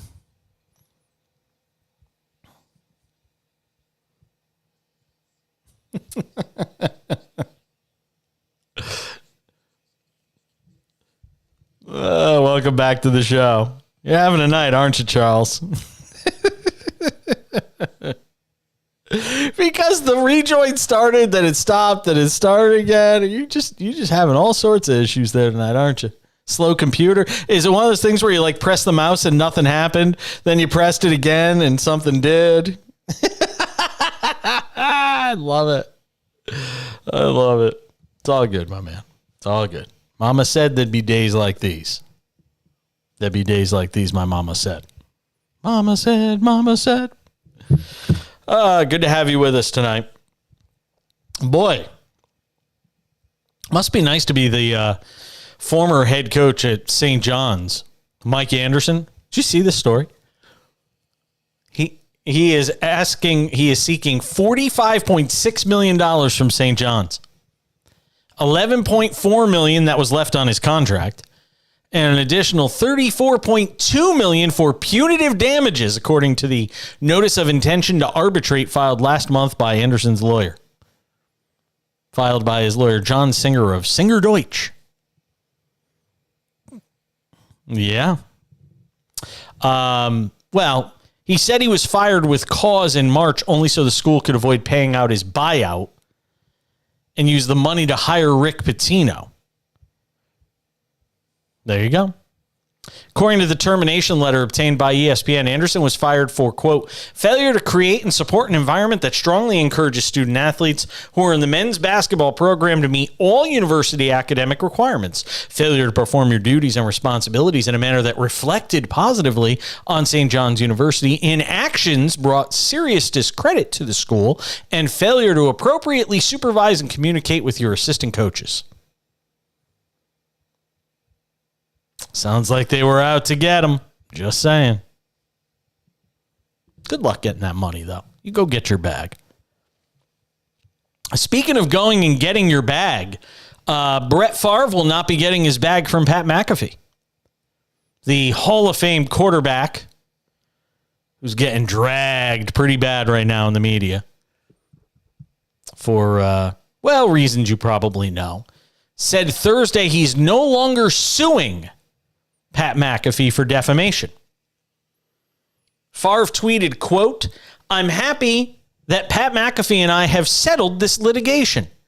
Like Pat said, he was attempting to be funny and not commenting based on any personal knowledge. We'd both much rather talk about football.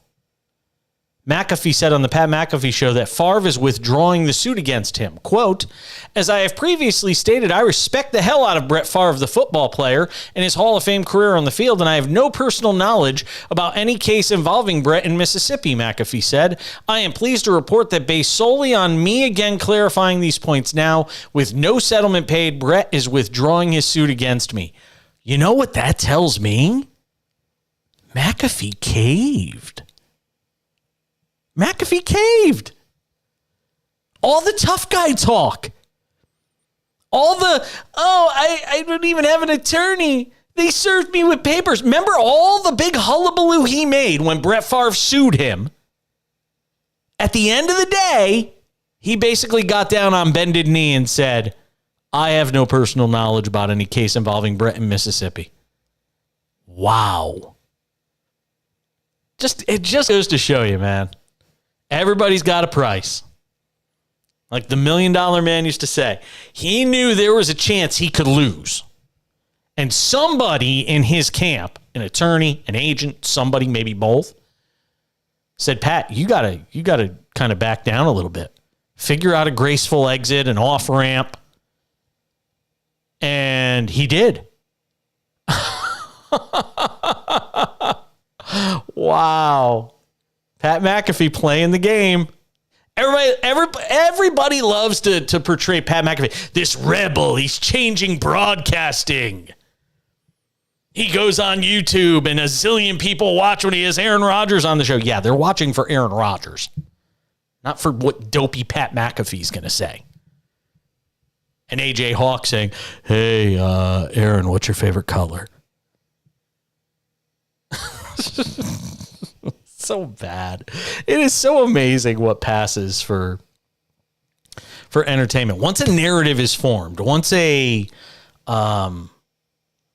narrative is created around somebody. I mean, I tell people whenever anybody says, well, so many people watch A, B, or C. And my answer to that was always, yeah. Do you know how many people used to watch the Kardashians every week?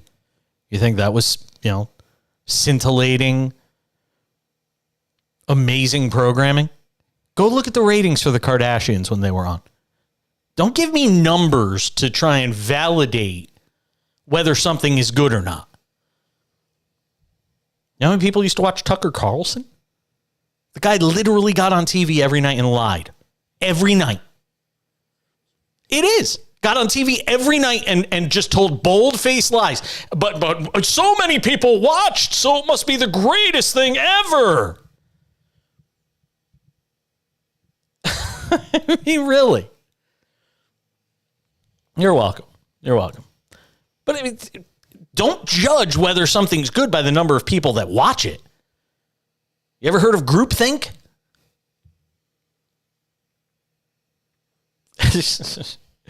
Pat McAfee caved. Here's the bottom line. Pat McAfee caved. Brett Favre was coming for his bag, and Pat McAfee said, you know what? I don't know anything about that case involving Brett in Mississippi. What a pant load. What an absolute pant load. McAfee came at me once because I criticized him on Twitter, and he actually came at me. And of course, and all his fans came at me, and they were like, we're gonna shut him down. I got 4,500 followers on Twitter. Like, I give a flying you know what about any of you trolls sitting in your parents' basement listening to Pat McAfee or watching Pat McAfee on YouTube. I care. I mean, really. And he's gonna wind up and I got news for you. He's gonna wind up at ESPN. That's where he's going with his show. He's getting off YouTube. He's going to wind up at ESPN. And then I want to see what really happens, because he's lived on the idea of being this rebel. Pat McAfee is this rebel. Says what he wants, does what he wants, gives away money, all this stuff. I'm a great guy. You know who else gave away a lot of money? Lance Armstrong gave away a lot of money to charity. Don't tell me that somebody who gives away a lot of money is automatically a good person. Or that somehow it just makes them an amazing human being. There's a lot of people that give away money. A lot of bad people that give away money too. I feel like, yeah. Oh yeah, I bet. Anywho, he's going to wind up at ESPN, so get ready for that. My buddy Andrew Marchand over at the New York Post or the Daily News, I forget which one he's at. It's one of those New York tabloids. My man Andrew Marchand, though, had the story that McAfee's going to wind up. You know, there's a lot of people coming for him. I mean, look, if people watch, platforms are going to want you. If I had a team of 12 people working on my show, I guarantee a lot more people would listen and watch because we'd have a platform with, 12 different people on it. And I'm okay. I mean, listen, if we build this thing up and eventually we have that sort of platform, that's great. I'd like to do a show with a big ensemble cast. I think that's fun. But he's going to wind up at ESPN. Yeah, I can promise you. I wonder how Stephen A. Smith's going to feel about that. Somebody encroaching on his turf. And you know what's funniest is, by the way? ESPN's just gone and laid off all of these people. A lot of good people. People I've known for the last 15 years. Okay? After they went and gave a buttload of money to Joe Buck and Troy Aikman to call Monday Night Football. And by the way, how much did that really improve your ratings? Put that aside. Fired all these people. Got rid of all these people. And then they're going to go give Pat McAfee some insane contract. And if I'm those people that worked at ESPN, I would be disgusted with that. Disgusted. And I say that as somebody that's worked for the company. That's collected a paycheck from the mouse. Never again. Never again. All right, we got the 2-for-1 coming up here in a couple of minutes. We will hear from Dennis Bernstein, the fourthperiod.com, SiriusXM NHL Radio. Get some thoughts with him. And then Jason Cole of Outkick.com, their senior NFL writer there and a Hall of Fame selector. So still lots to do. Nuggets trying to put away the Suns, too. Come on back. Plenty more to do.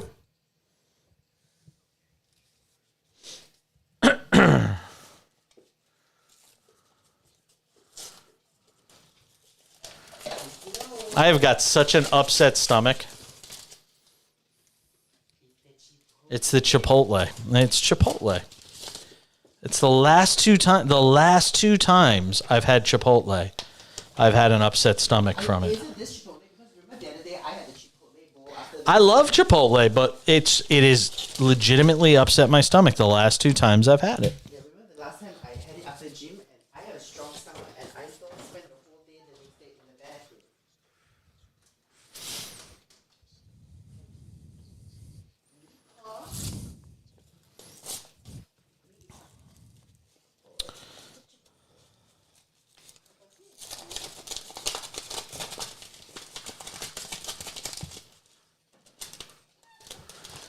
Here's what I wonder.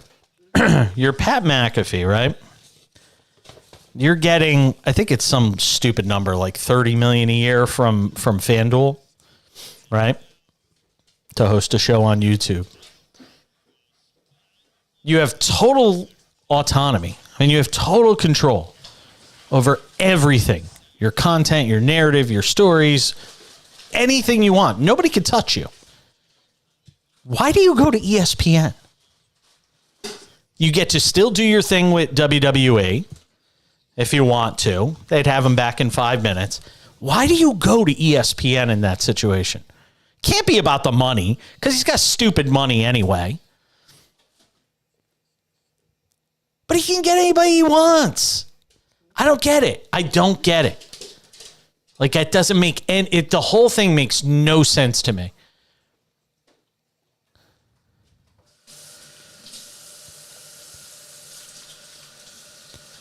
I don't think so. I don't think ESPN carries the gravitas it once did. This isn't, you're a little younger, but this isn't ESPN, the days of yore of, Keith Olbermann and Dan Patrick. And it's not even the days of Stuart Scott. I mean, it's a shell. I say this as somebody with friends that work there and did work there. It's a shell of what it used to be. It's a shell.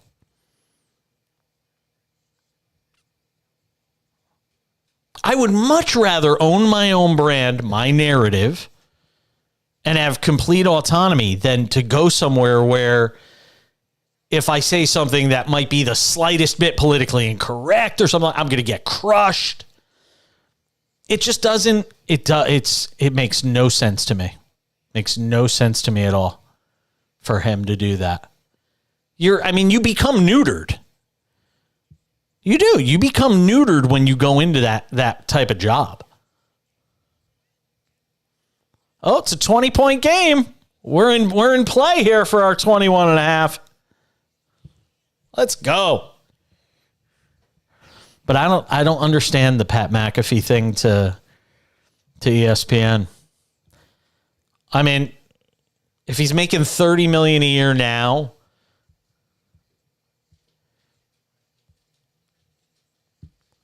what's he going to make? 40, 50 million there? They're not going to pay him that kind of money. It doesn't make sense. And I know they'll let him do the college football game day and all that stuff. But I don't get it. I don't get it at all.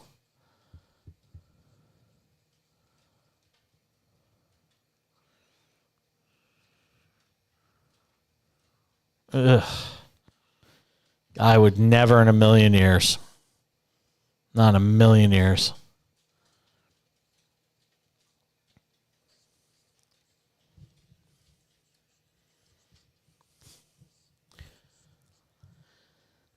All right, we're still in play. Phoenix down 22 with 3:39 to go in the fourth quarter. We have them plus 21.5 on our live bet tonight. Now they're down by 20. We'll come back to that, but first it's time for the 2-for-1.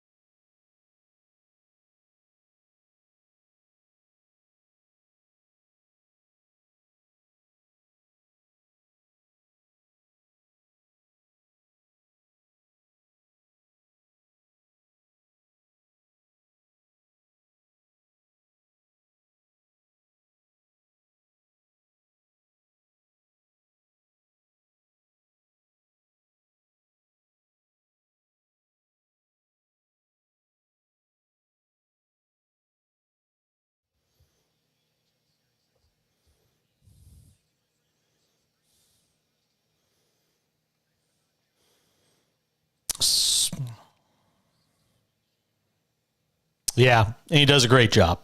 Talked to him in the first hour of the show in our 2-for-1 tonight. Don't worry, we've got more to do before we say goodbye. Jason Cole will join us coming up in about 6 minutes here on the show. We'll get some thoughts with the Outkick.com senior NFL writer, Hall of Fame selector Jason Cole.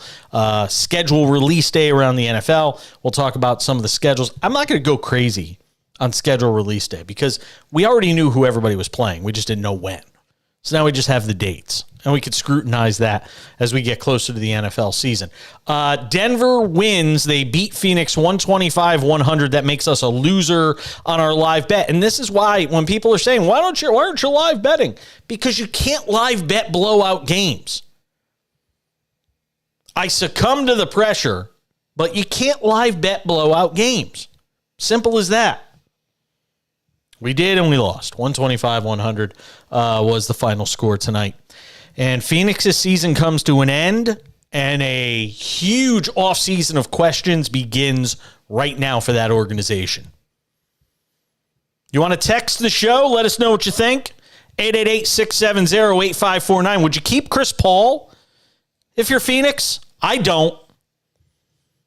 I cut him before mid-June. 888-670-8549 on the text line. We're coming back with Jason Cole, some NFL talk. Still to come on the Cash In. Good job. Thanks for the heads up.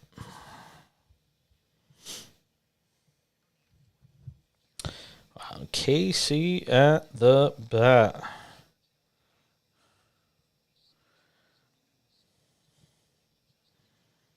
Casey Schmidt, 4 for 4 tonight with a double and a home run. Wow. That is so awesome.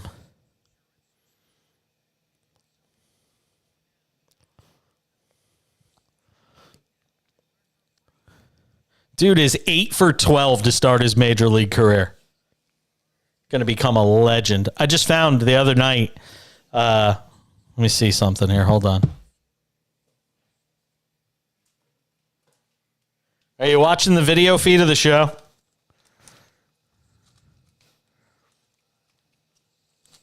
Look on my screen. Look what I'm about to put up on the screen.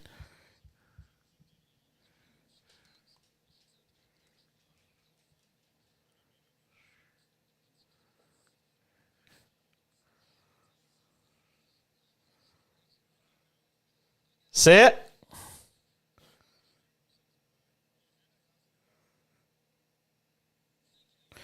Casey Schmidt autograph card.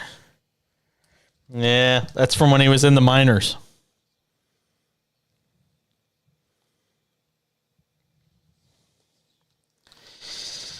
Yeah. And then I found another one. This one's numbered. This is a numbered parallel. 53 out of 99 on this one. From when he was in the minors.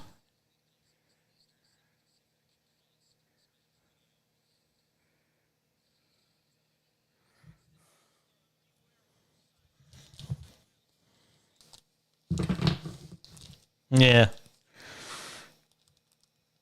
The other guy I got a ton of cards for right now is Brent Rooker, the journeyman playing for the A's who's having like an insane start to the season. This is a cool card. I'll show you this one. This is a really cool card that I'm putting up. It's a piece of baseball autographed inside of a card. Watch. Look at the screen.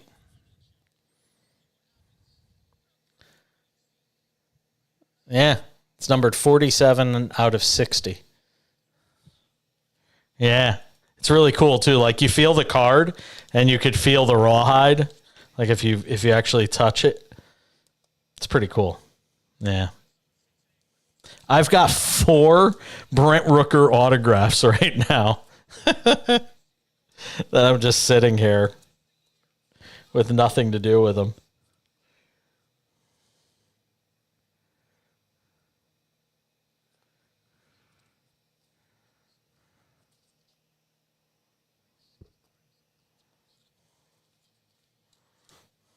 Oh yeah, I've got a ton of Pena cards. Not autographed stuff, but I got a lot of Pena stuff. Some of his first cards. He's not having a great start though, is he right now?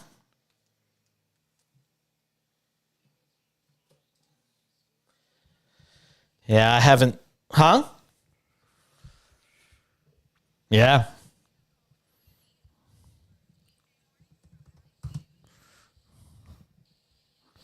Shoot, we're coming back, aren't we?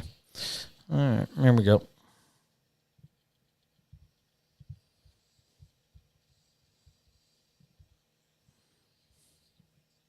Round of applause for producer engineer Charles Carter. He got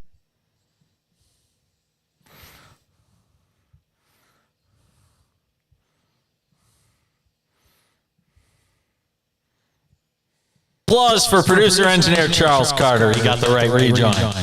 There you go. You know you're not. Yeah, I am. I'm absolutely a jerk. I am absolutely. They always say in radio, don't call out your mistakes, but it's not my mistake. It was yours. So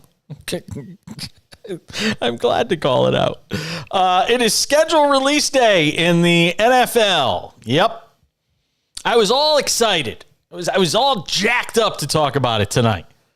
And then I look at the schedule, and what do I get for opening night? The Chiefs, yes, at home, Super Bowl champion. And they're playing the Lions? Are you kidding me? I'm supposed to get excited for that game? Give me Jason Cole, Outkick.com senior NFL writer. He's a Hall of Fame selector. He's also the author of the newly released book, Shut Up, Your Kid Is Not That Great, with the introduction from Tom Brady Sr. from Simon & Schuster Books. Go check it out. It's on Amazon, wherever you get your books. There it is on the screen for you guys. You can see it. It is an adorable cover with some child that is being exploited and Jason Cole's name under it. I'm kidding, Jason. The child was not exploited. Well, I mean, it might have been, but it's not really my problem.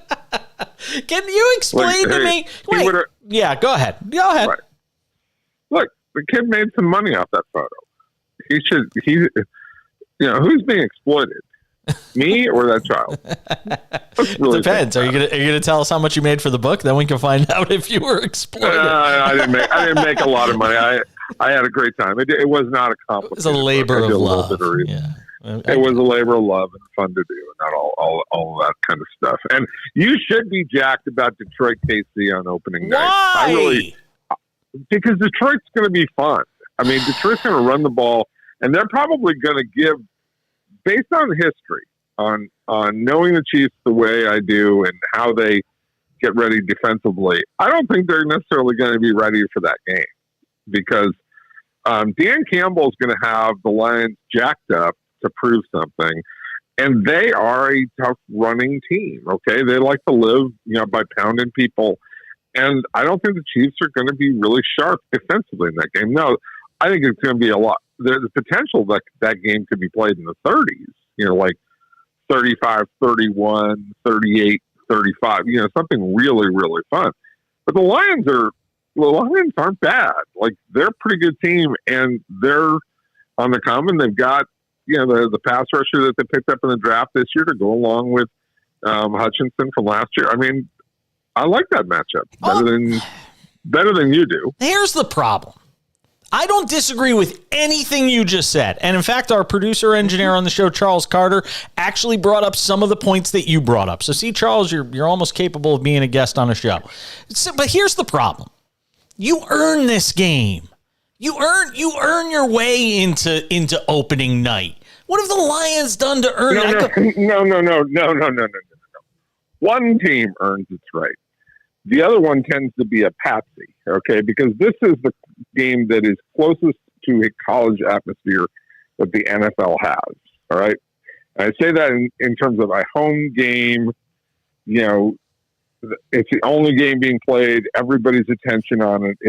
It is like a bowl game in some ways, but it's very much favored toward the home team, which is why the home team does inordinately well in these Thursday night openers historically, right? especially the better team, okay, that's coming off of a championship.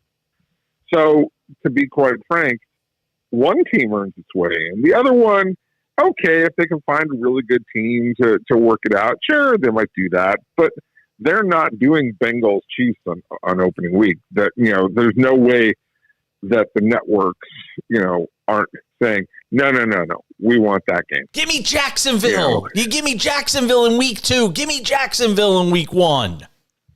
I like it. Look, I disagree. I like Detroit in this game. I really like it because I think it's a chance for a really interesting game, if not an upset. Now, I know we're months away and there's all sorts of things that have to go, but I think it could be really fun. Plus, there is nothing better than, if you remember, when the Rams played the Chiefs years ago on that Monday night game, that was that wild one. What was it, like 75-72 or something? Like whatever it was.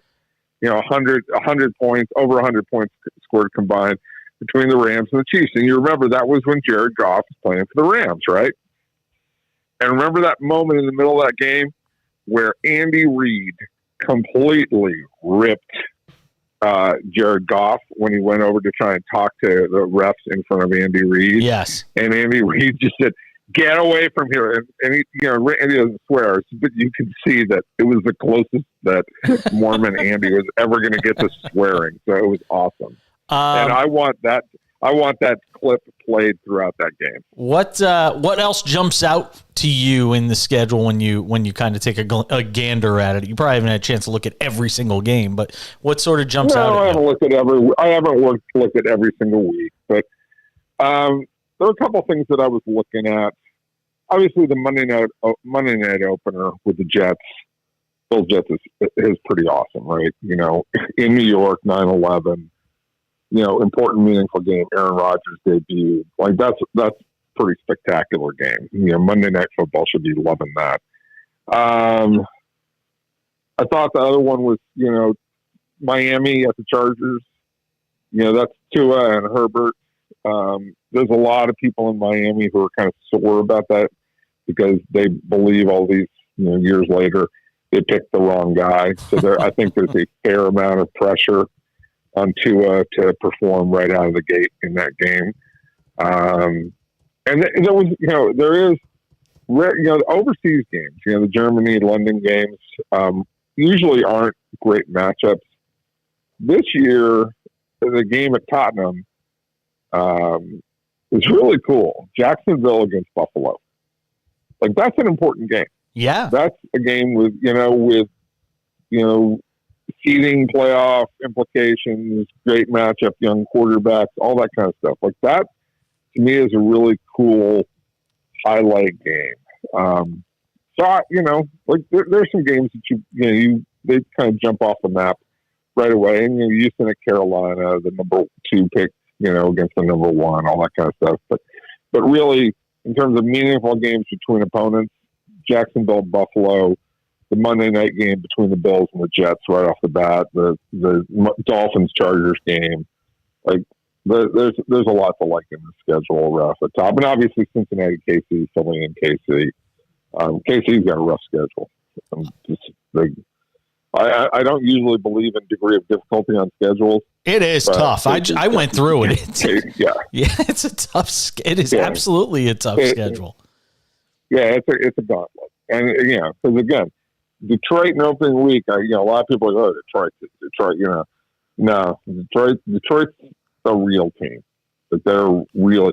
I'm not saying that they're a great team, but they are a load in that they have playoff aspirations and they play a different brand of football than most teams because they play so heavy run and so much power. Talking with Jason Cole, Outkick.com, senior NFL writer. I got literally about 30 or 45 seconds here by the time I finish asking the question. I look at the AFC East, and that everybody in that division, it feels like, has a tough schedule to run through this year.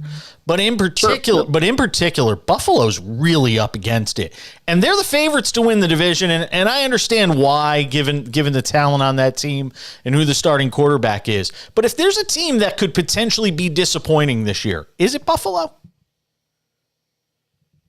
Well, I thought they were disappointing last year because they started out so strong last year. It's even a tougher schedule this year, though.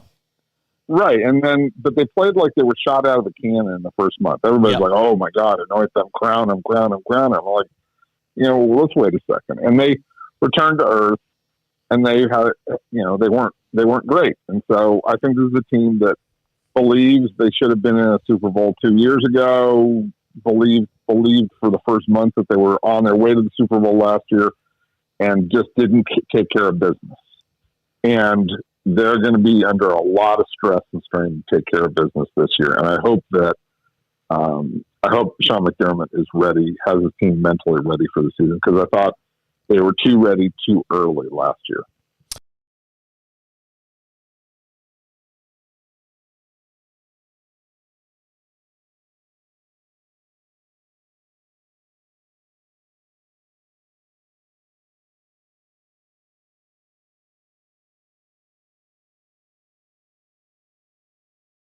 And that's how we're going to put a wrap on tonight's show. The cash-in is done. So are the Phoenix Suns. Dallas beat Seattle 5-2. They're up 3-2. Charles Carter, have yourself a great rest of the week, my friend. We're back with you tomorrow night, 10 p.m. Eastern on SportsMap Radio. I'm Jason Page. Bye! Thank you, my friend. Have a good night. All right, be well. Bye-bye.